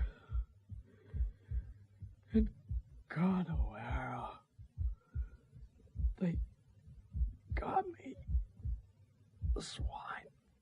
Take it easy. Easy. That's it. Father. Yes, Doctor. Will you hear me if I pray? No, Father. You can pray as loud as you like, but he can't hear you. He'll be conscious again in a little while, but not for long. Where have you put Sean O'Donnell? He told me he was still alive in the casualty ward. That right? Quite right, Mr. Kelly. Where is he? He's here. He's in the bed here. Oh, yeah? Sean's got his by the look of him. Have you any idea who did this, Mr. Kelly? Yeah, I have, Father. He's one of Mike Feeney's gang. Gang shooting, eh? These crimes are terrible. Every week I read in the papers somebody kills somebody. But Sean O'Donnell here, I knew him. He was an altar boy at the Holy Name Cathedral. Was he, Father? He was also Mike Feeney's lieutenant. Where did you find him, Mr. Kelly? Find him, Doctor? Not me. One of my motorcycle patrols heard the shots. By the time they got to him, the killers had gone. It was on the outskirts of the city, corner of Atlantic and 95th. Queer place to bump him. I wonder if Mike Feeney put him on the spot. Put him on the spot? How do you mean? Send him to his death by his own gang. But why? Well, sometimes it's the price they pay for peace. Gang leaders can't always control their own men, and if one of them starts shooting up a rival gang, the leader can put him on the spot. Send it to some place where the other gang can get him. Holy Mother, a human sacrifice. Mr. Kelly is moving. You won't have much time. Oh, Sean. You know me, boy? John Kelly, Chief of Police? John Kelly. Yeah. You're old Jake, boy. Now, I've been a good friend of yours, Sean. Good friend. Sure I have. Looked after your mother the first time you went to stir, didn't I? Now, you're gonna tell me who did this, aren't you? My wife. Sent for her. My wife. Sure, I've sent for your wife. I rushed my own car for her. She's Mike Feeney's sister, isn't she? Yeah. But Mike Feeney never gave you a chance, Sean. He put you on the spot, didn't he? Didn't he? Now come clean with it, kid. No. Not Mike Feeney. Oh, it wasn't Feeney. Two men. Two of the Pirelli gang, wasn't it, Sean? Tony Pirelli's gang got you. You're not going to God with a lie on your lips, are you, Sean? Oh, for God's sake, don't go out without telling the truth. Pirelli's gang got you. Wasn't it Con O'Hara bumped you? Con O'Hara, wasn't it? Wasn't it? I'm waiting, Sean. You won't speak? All right, Doctor. That's how they all are. True to the gang tradition. Dumb. Father, he's going fast. I think it's time. Requiem aeternum dona eis Domini. Et lux perpetua lucet es. Dedecet hymnos Deus in Zion. Et tibi redditor votum in Jerusalem. Exaudi orationem meum. Ad te omnis caro veniet. Requiem aeternum. Sancta Maria, ora pro nobis. Sancta Dei, Genetrix, ora pro nobis. Sancta Virgo, ora pro nobis. You like when I play the organ? You like it, little Minley?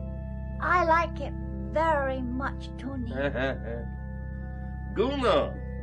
What a pity the damn fool wasn't born an Italian like Tony Pirelli, eh? But he was educated in Rome. You wouldn't think I knew that, huh? You know everything, Tony. Of music? Yes, my little Chinese angel.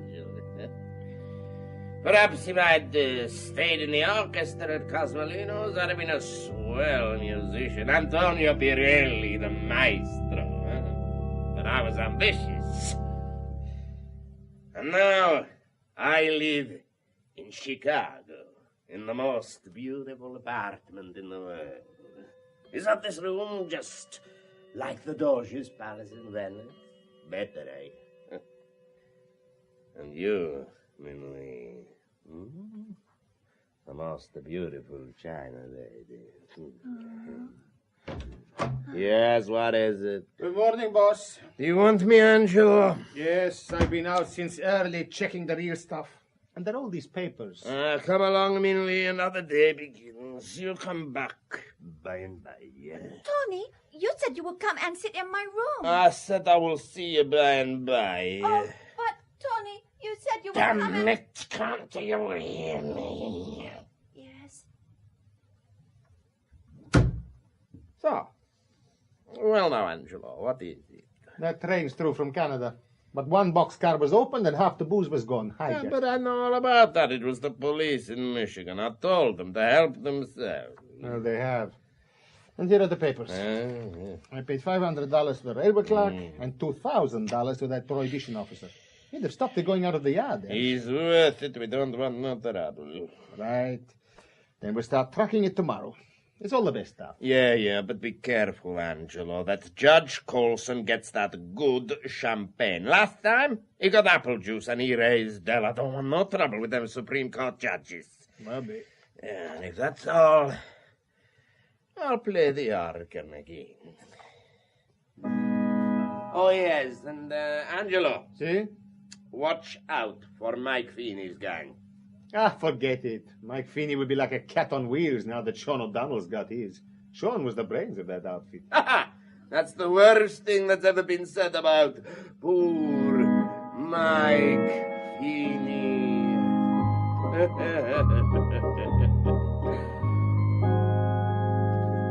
O'Hara's a loud talker, ain't he? O'Hara's Irish, and he's from New York, so he can't help being allowed to talk. As long as he don't talk about last night. He won't. He might talk to his woman, and he's got some swell woman. I'm a bonehead to talk about women. That's your trouble, boss. Why can't you keep your mind on business for a few years and then take a holiday? About this stuff for the judge. She's really nice, eh, this O'Hara woman? Yes, but what maybe talk about, I don't know. It's the first time since Min Lee has been here. Leave her out. Tell me about this girl. Is she soignée, huh? What the hell that is, I don't know. All that I can tell you is that she's tough, but she's classy. Beautiful mother. Oh, God, why did I ever bring up this subject? But O'Hara, that pig, how could he get a fine girl? Listen, if you start wondering what girls see in guys, your mind is going right off your business. Well, look who's here. Good morning, Con O'Hara. Morning, Angelo. Morning, Mr. Pirelli. Con O'Hara. Just the man I want to see. Yeah, everyone wants to see me. They always do. And some more than others, eh? Yeah, well, that lets me out. I've got work to do if you haven't. I'll be next door if you want me, boss. O'Hara, have you read the papers this morning? Well, I don't take no notice of newspapers. Full of god-awful lies. Well, here's the Tribune on the top page. Please, look. Well? Read it, O'Hara. Read it if you can read. Sean O'Donnell, booze racketeer, dies at hands of gunmen. Dead gangster is Mike Feeney's chief aide. Put on the spot, Detective Commissioner Kelly thinks. Put on the spot? Say that'll make Mike Feeney mad. Yeah, go on reading. Last night at 12, Patrolman Ryan heard shots and running in the direction found the body of Sean O'Donnell. He had been shot. Oh, hell, wasn't I there? Yes, I believe you were there. That is why it is also very interesting for me. The kid gave him 2 shots, and I give him 1. I don't waste no time, Tony. It was all over, and we was heading for Michigan Avenue before that bull was in sight. That was fine. Yeah. And he was dead? Was he dead? Listen, when I pull a rod on a guy, his front name's Late. And yet, he was alive when he was found. How's that? He was alive and taken to the Brothers Hospital here in Chicago and saw Mr. Kelly. Go on.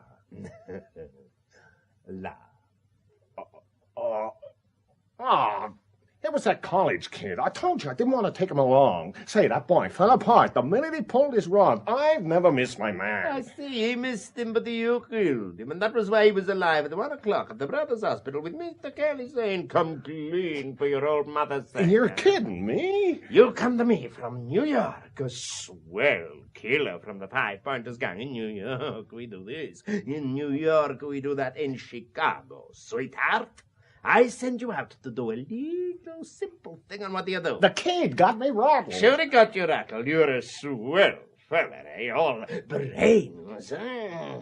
Well, O'Donnell's dead now. Sure, everybody dies sometime, but when I mark a man, he is not to die of old age. See? Now, listen, Mr. That is all.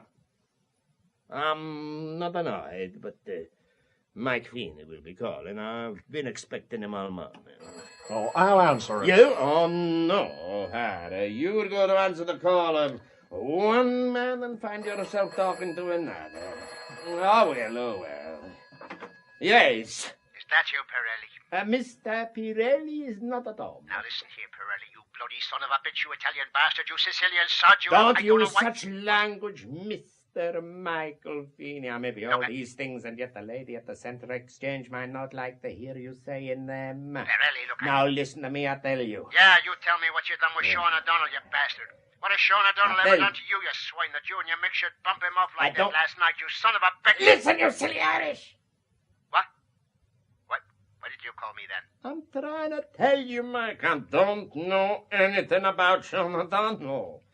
In the Tribune it says, you put him on the spot. That's a bloody damn lie, Pirelli, and you know it.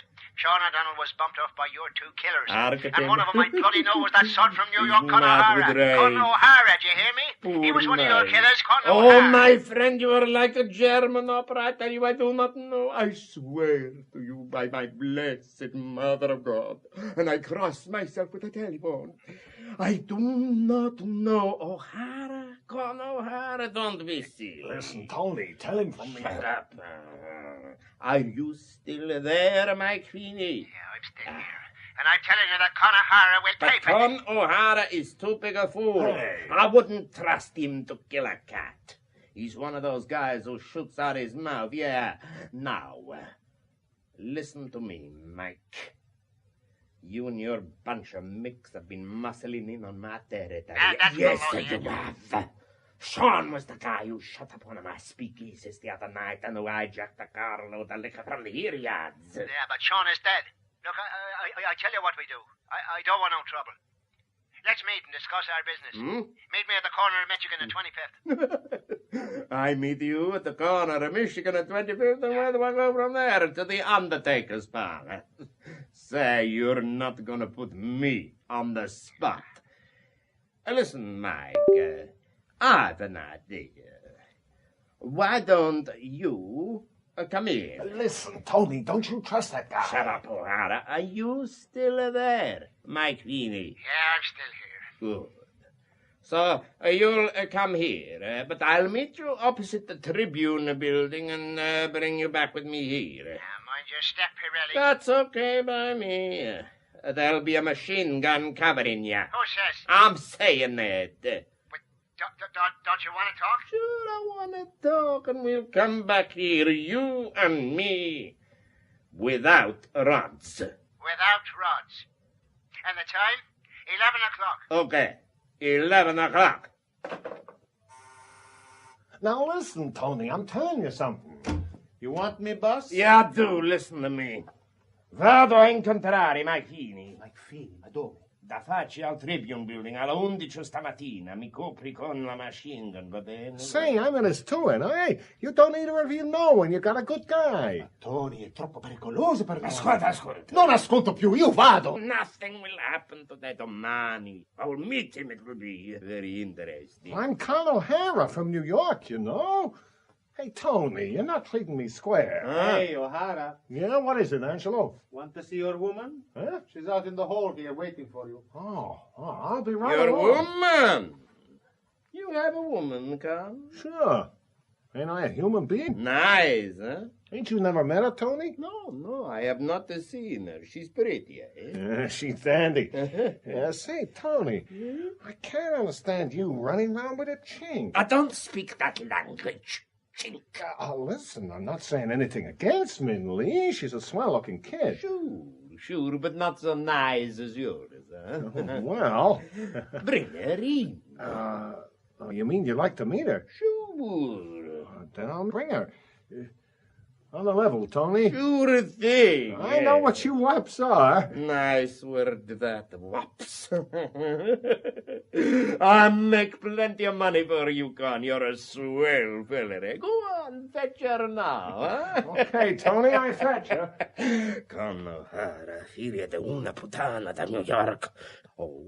I'll meet Mr. Pirelli, Maria. I've heard a whole lot about you, Mr. Pirelli. You have. Sure. I'm always talking about him, ain't I, kid?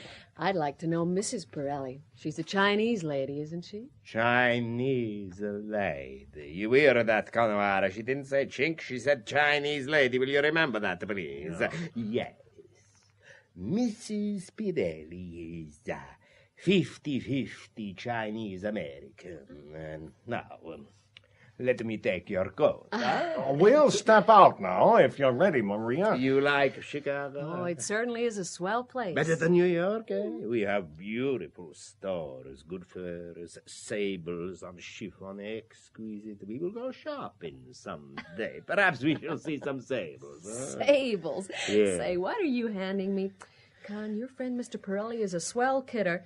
Why, I've worn this fur of mine for 2 years. That coat set me back $2,000. $2,000? I'd pay that for the collar. Gee, look at the time. Come on, kid. We shan't make that appointment. Okay. I heard the buzzer. Did you ring, boss? No, Angelo. You must have been the telephone. Oh, yeah, of course. Yes. It was for you, O'Hara. For me? Wanted on the wire. Well, can't you put it through here? Who is it? Police department. Huh? Well, that's what they sounded like. Maybe Kelly knows you're here. Kelly knows everything. Go on, O'Hara. Don't keep that policeman waiting. No. You stay here, Mrs. O'Hara. You see Chicago from my balcony. Oh, yeah. Well, come on, Angelo. Show me the phone. What do you think of my apartment? Gee, ain't it a swell dump? It's just like being in a church. Does it remind you of the Doge's Palace in Venice? Maria. Hey, you've got a nerve. I've never seen you before. You like this place. Where do you live? We've got an apartment off stage. Yeah, 4 rooms and a bath. Well, that's good enough for me. Nothing is good enough for you. Oh, God, you got a nerve to kiss me like this. If Con knew what you did... I would do it before his eyes. I would want to do nothing better. Are you crazy? He'd kill you. If he killed me, he would be crazy. Hey, you see this diamond on my finger, eh? Huh? Here, you have it. Oh, I couldn't. Hey, ain't it just lovely? Put it on, go on. Put it on. Quick, quick, quick. There? Ooh. Oh, Mama, ain't that swell? Tonight I give a party. All of the best people will be here. You come, huh? If Con comes. Con? Oh, yeah, he'll come. And you'll sleep here. There are plenty of rooms, eh? You ain't gonna talk to me like that. You've got a damn nerve. What's the idea? Headquarters didn't want me at all. Hey, Maria, what's the matter with you? Look what Mr. Pirelli gave me. Oh, he gave you that, did he? Mm-hmm.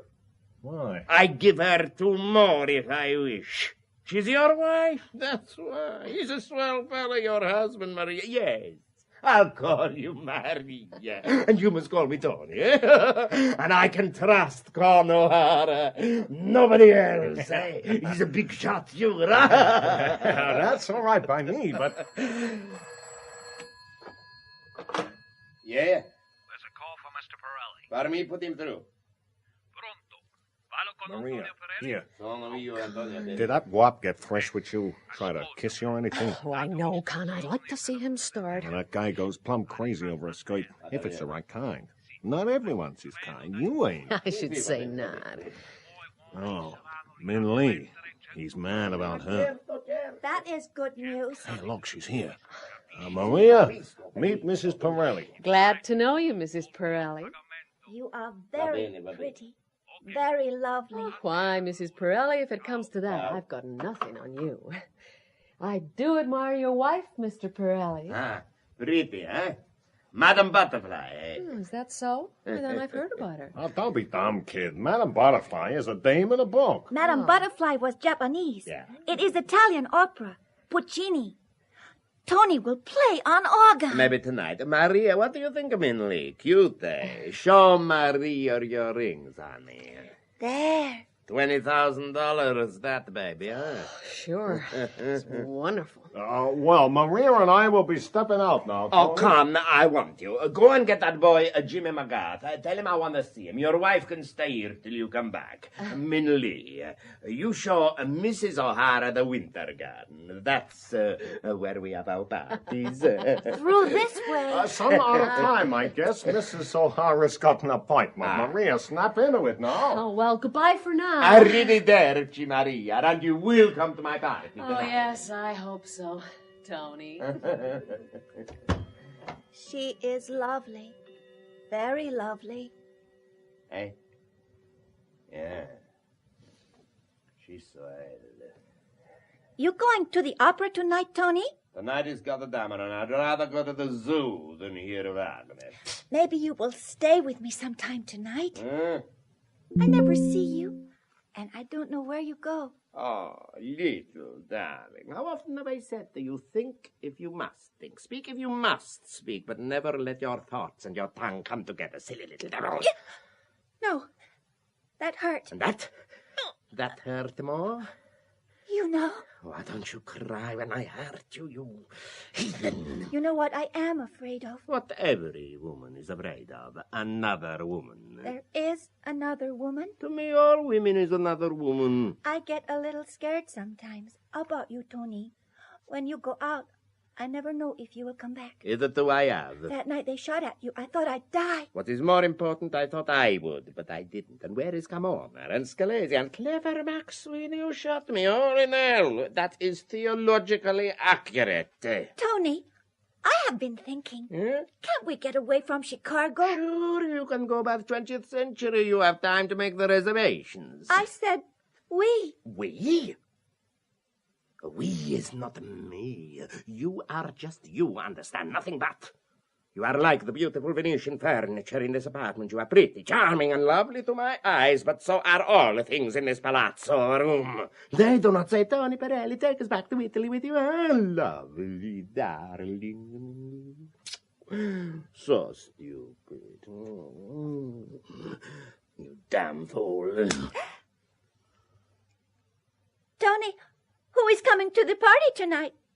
You shall see them when they arrive. It will be a lovely party. Will there be women? I said it would be a lovely party. Is she coming? Who? Mrs. O'Hara. Sure. Why can't she stay away? She has her own man. Did you see the man? Sure, I saw him. Well, wouldn't you go to a party if he was your man? Jimmy says Jimmy? Ah, Jimmy McGarth. You like the college boy. He's nice. Yes, he's nice. He is like a little baby to me. Yeah? You take him in your arms like a little baby, like this. Why, Tony? And you kiss him, No, like this. Tony, no. Like a little baby, huh? Such things I have heard. Why do you look at me like that? Listen, somebody is coming. Huh? Why, hello, Jimmy boy. Hello. And O'Hara, too. So you found Jimmy boy for me, huh? Sure. I met him on the avenue. You said you wanted to see him. And I want to talk to you, Tony. Ah. Good morning, Emily. Run away, sweetheart. Me and Jimmy's got something to say to one another. I want to see you, Jimmy, before you go. She wants to see you. Take a seat, will you, Jimmy? I guess I'll walk around. Sure, that silky carpet sent me back 10 grand, but what's the use if you don't walk on it? The boy wants to have a little talk. Sure, O'Hara, my ears are very good. I heard him say so quite well. Yeah, Jimmy. I made a damn fool of myself last night. No, that was nothing, boy. You're a swell fella, don't you worry. You see, I knew Sean O'Donnell. I rather liked him. And when I pulled my gun on him, well, he looked at me kind of hurt, you know, like killing a dog you're fond of. I know just what you feel, kid. But it's nothing. If Con hadn't been there, I guess I'd have got myself bumped off rather than do it. But I fixed Sean O'Donnell good, Chief. I see the kid was nice. Yeah. I listened to you, Con. Plenty. In a minute. Yes, Jimmy. I haven't slept. I haven't seen Sean all night. His eyes. Look, Oh, can it, Jimmy? You ain't yellow, are you? Jeez. O'Hara, you are dumb. Be it. You're okay with me, Jimmy. Sure, I know how you feel. You're a college boy. All that raw stuff don't look good, but we got to do it, Jimmy. I don't want no trouble. I'd work this booze racket without hurting a fly if they'd let me. There's no sense to it, Jimmy. Killing and killing. Who the hell wants to kill anybody? But they won't leave you be. You get all set and working fine and dandy and smooth and friendly and everything, and then one of them North Side guys, Mike Feeney's gang, comes muscling in, and you got to tell him, You got to tell him where he gets off. Say, that's the strength of it, Jimmy. If yous hadn't bumped him, he'd have bumped you. I wised you up to that, kid. Con, I do not like guys who talk such a hell of a lot, especially when I'm talking. Jimmy, have you seen Mr. Kelly yet? Don't worry about the cops. They don't mean a damn thing. Let me talk to Kelly. He'll let you talk, and very soon, O'Hara, listen. That's his car out there now. O'Hara, have you ever met the man? Who, Kelly? Uh-huh. No, but listen, they're all alike, Chief. Don't call me Chief, damn you, O'Hara. Listen, Jimmy, you got the brains. Get this and get it quick. Don't let this guy, Kelly, ball you up. Just say as little as you can. He's going to ask me questions. He doesn't know it's me. Not unless you tell him. Don't stand for his bluff. I'll talk to him. You will, eh? Con, you're a grand spieler. I like you. You're swell, but don't talk. And don't get fresh. This ain't New York. This is America. That's the warning. He's on his way up now. Shut it.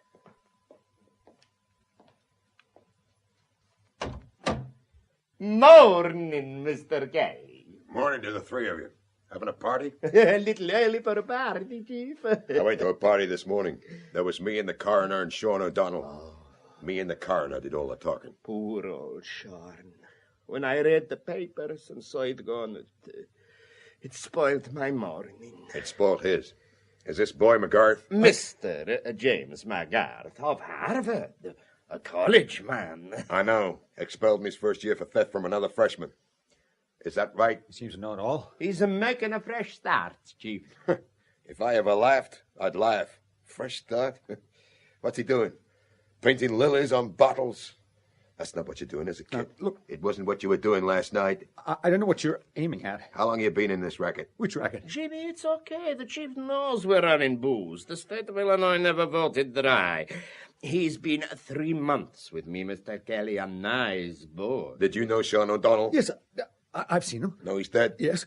Know that he was chopped down last night by a grand American sportsman? I don't know what brothel his mother came from, but she bred an out-and-out bastard. Like mother, like son, huh? What in hell have mothers got to do with it? Mothers have a lot to do with it. I'd like to bet she's been through my hands. I ran the vice section for a year.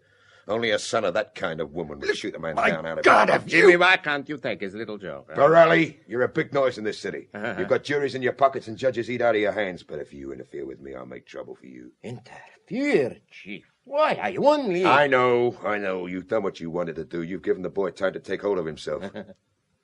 All right, kid. You just tell me something and come clean. Where were you last night? At the theater. Which theater? Why, at the Blackstone. What was the number of your seat? Oh, say, how in hell can O'Hara, keep your goddamn face shut till I speak to you. Go on, boy. What was the number of your seat? Well, I don't know. I don't keep a check on numbers. What was the play? Well, I guess it was the Broadway Review. Yes, that's what it was. Is that so? That happens to be the name of a picture. Well, yes. That's what I saw, a picture. At the Blackstone? Well, I don't know Chicago very well. Maybe it was another theater. Rialto. It was the Rialto. Ah, almost sounds like Blackstone, doesn't it? What time would you come out, Mr. McGarth? Oh, say, have a heart. O'Hara. What time would you leave the theater? 12, I guess. Fine.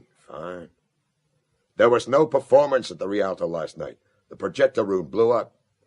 Don't you guys ever read anything but funeral notices? I don't know what theater it was. Say, Chief, the kid's a stranger to Chicago. Oh, and you're an old-timer, huh? Well, no, I'm new on it, too. I'm from New York. Never heard of the place.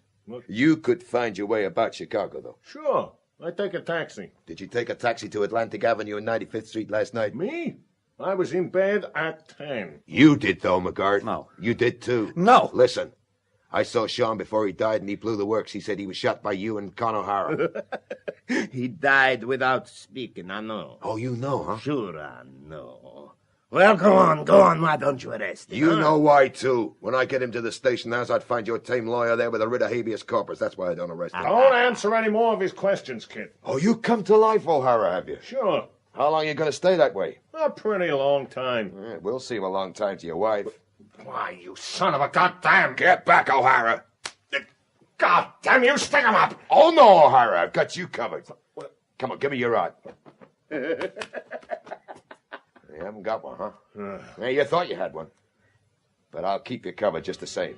Though I think Mr. Pirelli has taken your gun in case you lost your temper. I'm showing you the door, Mr. Kelly. Pirelli, I hand it to you. You're clever. The day I hang you, I'm gonna get drunk. Oh, look at the time. You'll be late for your appointment, Pirelli. Don't keep Mike Feeney waiting. Who told him that? Angelo! Angelo! Coming, boss. Jimmy, get me Mike Feeney on the telephone, quick. Okay, what's the number? Loop 12754. Number, please, caller. Loop 12754. And make it quick, please, ma'am. You want me, boss? Yes, Angelo. You know I'm meeting Mike 1 block away. Did you arrange to get the place covered? Sure, machine gun. Hello. Here's your call. Ah, that's you, Mike. You know damn well it's me. Say, what the hell you mean keeping me waiting, you son of a Sicilian... Go steady, Mike. The wires have been tapped. Kelly's been here. That's why I'm late. But you're meeting me like you said, and I come back to your place. Okay, yeah. We'll come right back here. I'm bringing 5. Yeah, me too. And no shooting, see, you bastard son of a night. Yeah, all right, Mike. All set, huh? Got the boys outside, Angelo? Certo. Fine. You come along, O'Hara, too. I'm right behind you. No, Jimmy, you stay here, huh? Yeah. I'll be back in 3 minutes. Angelo, Mm-hmm. did you go over to chauffeur to the funeral store, huh? Yes, they got it already. I phoned them, and the poetry is grand. All right. Let's go. Oh, my God.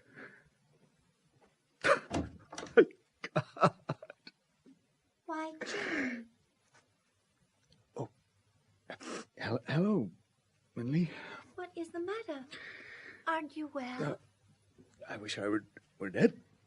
Oh, Jimmy. I told you to go away. Go away. Where? Oh, Oh, I wish that you weren't in on this. In what? In this racket. Can't you get out? You've no business here. My business is every woman's business, Jimmy. When you are in it, you're in it for life. But doesn't it make a difference to you, these rackets and murders? No. If Tony were a stockholder, it would be no different for me. Minley, I wanted to ask you this. Did you go to college? I went to Columbia. University? Gee, how in the name of Mike did you get here? Well, you know, love, art, not knowing what to do about it. And here I am. I'd give anything to get you out of here. Get yourself out. No. Soon. No, I can't. I'm in this for life. Jimmy, Yes? Who killed that man last night? I don't know. Who killed him?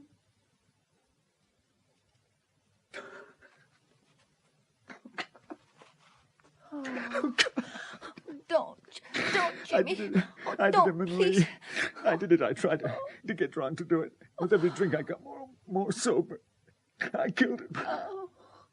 I killed him in cold blood. Well, I've got to pay. I know that. But I want to pay soon. I want it to come now. I want it to come now.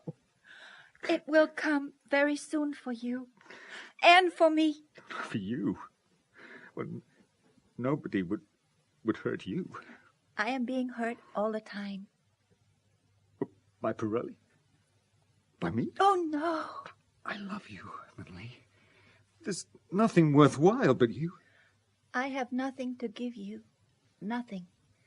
I am waste. No good for anybody. Look, couldn't we go away? Leave Chicago.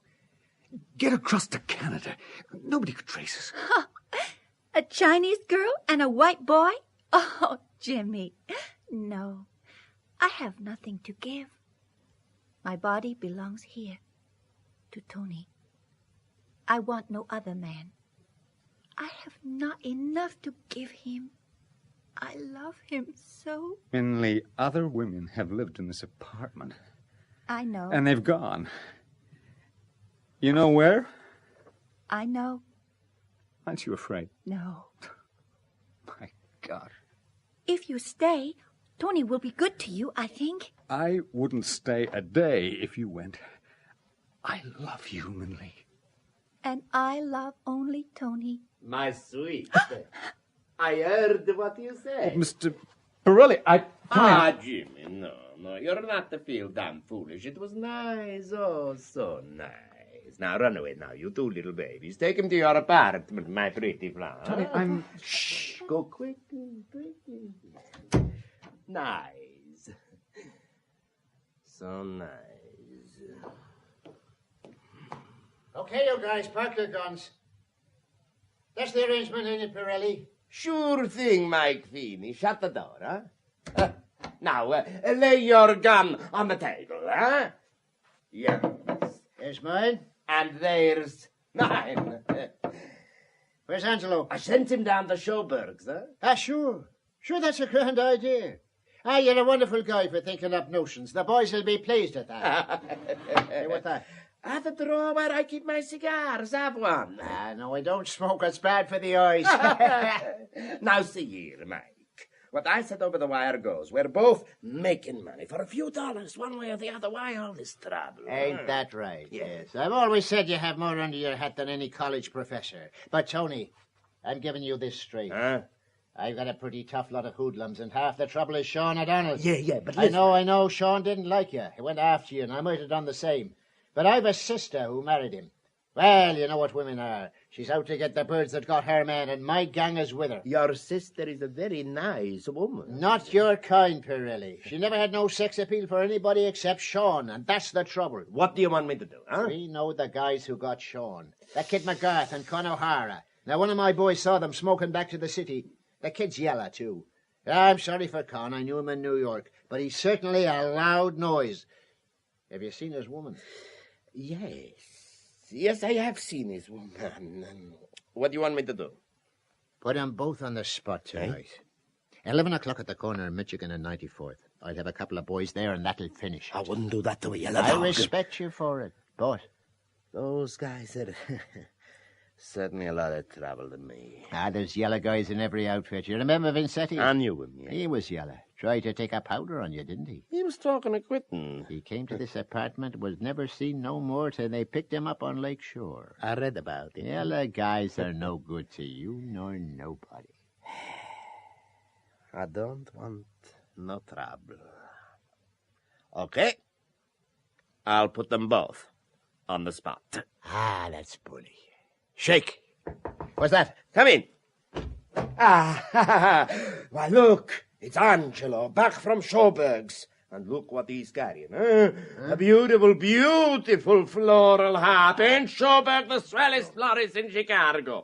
That is for Sean O'Donnell. That's mighty thoughtful. Gee, I appreciate that. Yeah, I thought you would, Feeny.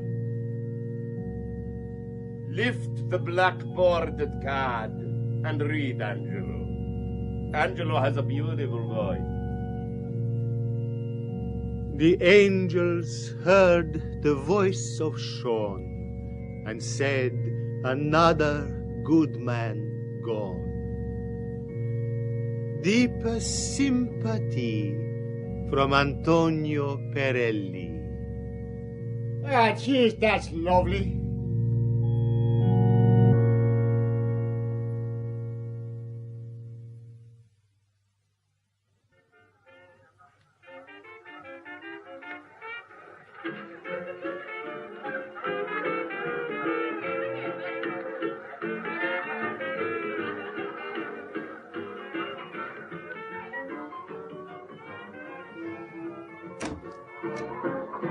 Come in here a moment, Angelo. Shut the door.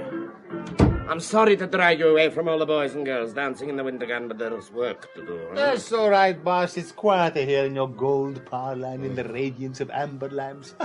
Quite like Venezia. Okay. Who's been at the hooch? Yeah, not too much, boss. Good. Now, listen, Angelo. I'm sending Con O'Hara and Jimmy up on the west side. Oh, yeah? Spotting him? That O'Hara shooting off his mouth. Yeah, he's better, damn. He's only a big noise, but the key... Angelo, you saw him. He fell apart. If Kelly ever gets him to headquarters... Well, of course he fell apart. Didn't I tell you not to send him? He may have been useful, but no. Shh. There's someone out on the balcony. Huh? See who it is. Okay. Why, it's Min Lee. Hello, Min Lee. You've been listening, eh? I only hear the sound of traffic from the balcony. Go back to the dancing, Angela. I'll call you when I want you. Yes, boss, yes. Minui, where have you been all the night? In my room. When I have a party, you go to your room? And has Jimmy McGrath been in your room, too? Yes. Oh, and I suppose you locked the door, eh? Yes. Ain't you got the nerve? You told me to get him away from the party. Well, I got him away from the party. Sure, I told you. But did I tell you to stay with him in your room and lock the door? Tell Jimmy I want him. Are you going to do anything to Jimmy? It was my fault. No. Jimmy's a nice fella. I'm fond of Jimmy. You go and tell him I want to see him, huh? Yes. Very well, Tony. Oh, Minley, I want to see Conahara, too. Come here. What is it, Tony? Don't take any notice of me. I'm worried with business. Don't be, you know. I know. Oh, and Minley, you look after Mrs. O'Hara, eh? She's a swell woman, but, well, she's not in your street, Minley. If Con asks anything, say you're looking after her, eh? You can't tell him that, Tony. Go and get those boys. Why did you lock that door? I didn't want anyone to come in. Oh, was Jimmy crying or something? No, he wasn't crying. Not crying, eh? And what?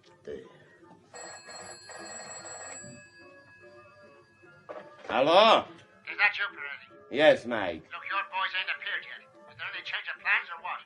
You come clean with me, Tony. Don't Pirelli. start pushing me around, Mike. I said 11, it's 11:15 now. You'll never bloody make it at 10. Yes, they can, only don't start pushing me around, that's all, when I give my word. Your goddamn word ain't worth much, I'm telling you.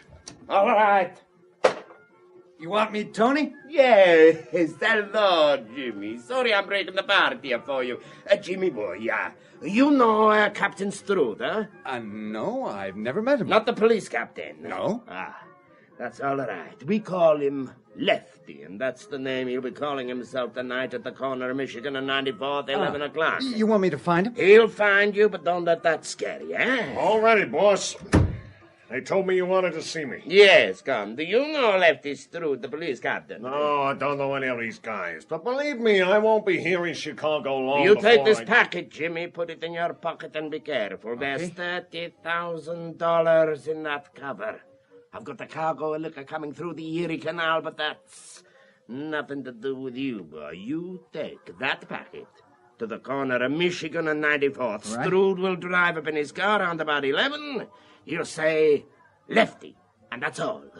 Hand him the packet and get right back. You ought to be back here, 11:15. Hey, what's the idea of sending me? You don't want two of us to carry the packet, do Two's not too many to look after $30,000, and I'm not trusting Mike Feeney further than I can throw him, and he knows the money's going forward tonight. Okay. Well, then I'm going to call Mrs. O'Hara and drop her at my apartment on the way. Drop Mrs. O'Hara at your apartment? What's the big idea? She's staying the night here, and you also. Hello, here she is now, Maria. This husband of yours wants to spoil your party. I'm taking you home now. I'm picking you up on my way back. Hey, wait a minute. What the hell am I? Something you bought at Marshall Fields? Where are you going anyway, Con? That's one question you must never ask. Hey, is Jimmy going with him? It ain't one of those stick-up jobs, is it? No, don't talk such things. I'll go alone. I guess I can look after myself. Yeah, sure you can. What's all this, huh? Do I ask you to pick and choose what you shall do and what you shall not do? Con, are you so yellow that you're afraid to go with this boy, Jimmy? If there was any danger, should I send Jimmy, who is like my own brother? All right. I'll get my coat. Come on, Jimmy. Now listen, Maria. Mrs. Pirelli is looking after you, kid. Understand? Say, who's been telling you I want a chaperone? You've said it. So long, Jimmy. Come back soon. I'll do my best. Oh, Jimmy, come here. Yes, Tony. What you got there, huh? What? In the left-hand pocket of your waist. What this? This is a silver cigarette case, my love. Oh, well, somebody gave it to me. Somebody nice, eh? You wear it over your heart. Well, it happened to be there. Don't wear it there, Jimmy. It don't look good. Put it on your head. What? Yeah. Oh, why, of course. It'll be in the way, won't it? Shake it, Jimmy. We ain't got all that time. Yes. Yes, coming. Jimmy! Oh, Jimmy! Oh, you were going without saying goodbye, Jimmy. I'll never say goodbye to you. Oh, think well of me. Yeah. Are you happy? By God, I am. You don't know how happy. Well, I'll be damned. Hey, what's this? He's gone. Goodbye, Jimmy. Hey, Minley, do you hear me? Huh? Yes, I hear you. Huh? You come up and dance with me, Tony. I will be the prettiest woman in the room. Jimmy told me so.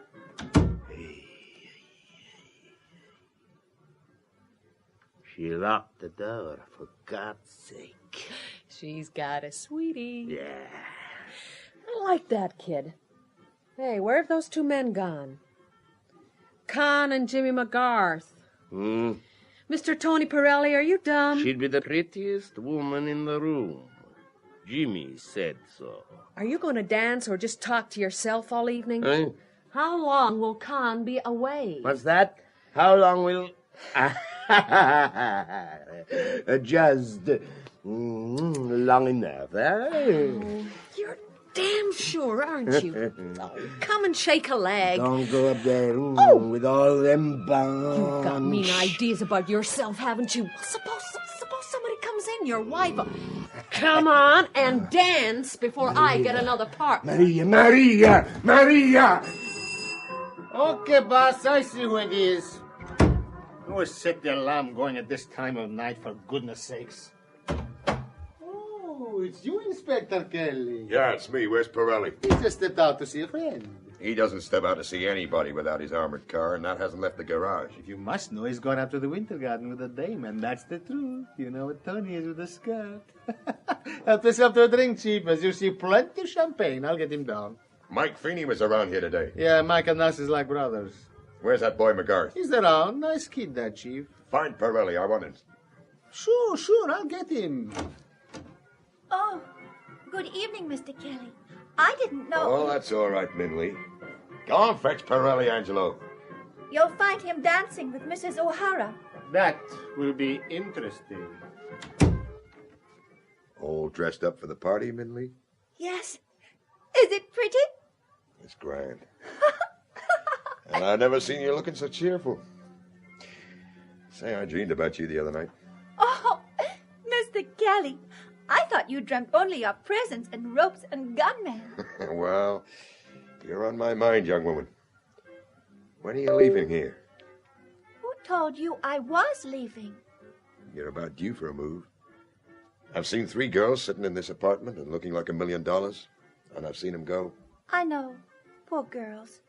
Perhaps you know how your man got the money for all this. Well, booze. Yeah, and something else. Yes, I know. I am not a child. He's got 3 houses in Cicero and 2 at Burnham. 40 girls in each house. $2,000 profit every night. $2,000 a night out of women. But I know this.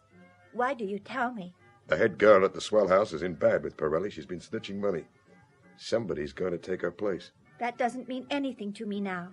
You should have told me yesterday. Then I would have been sad. Today nothing will hurt me, nothing. What time is it?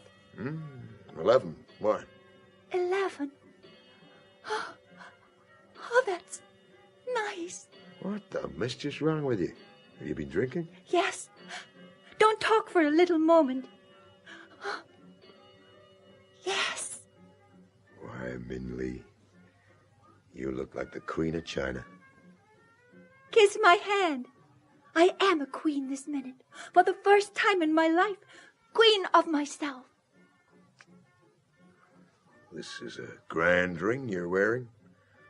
I've seen it before. Every girl who has lived here has worn it. Yes, I suppose so. One day Pirelli will tell you that he wants it back, and you'll give it to him, and you'll never see it again. I don't want it. What is it? It means nothing to me. Someday he'll send you out to Cicero. No. To take charge of the big house where the swell fellas go. No.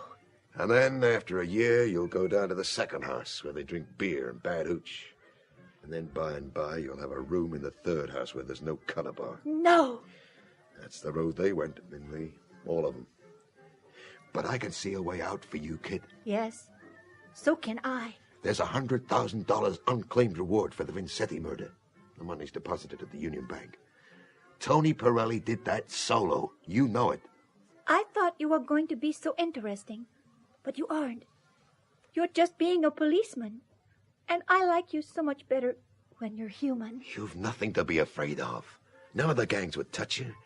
The only thing we hang 'em for in Chicago is killing a woman. Our juries may be yellow, but by God, they're sentimental. Look, I'll guarantee your safety if you'll tell me.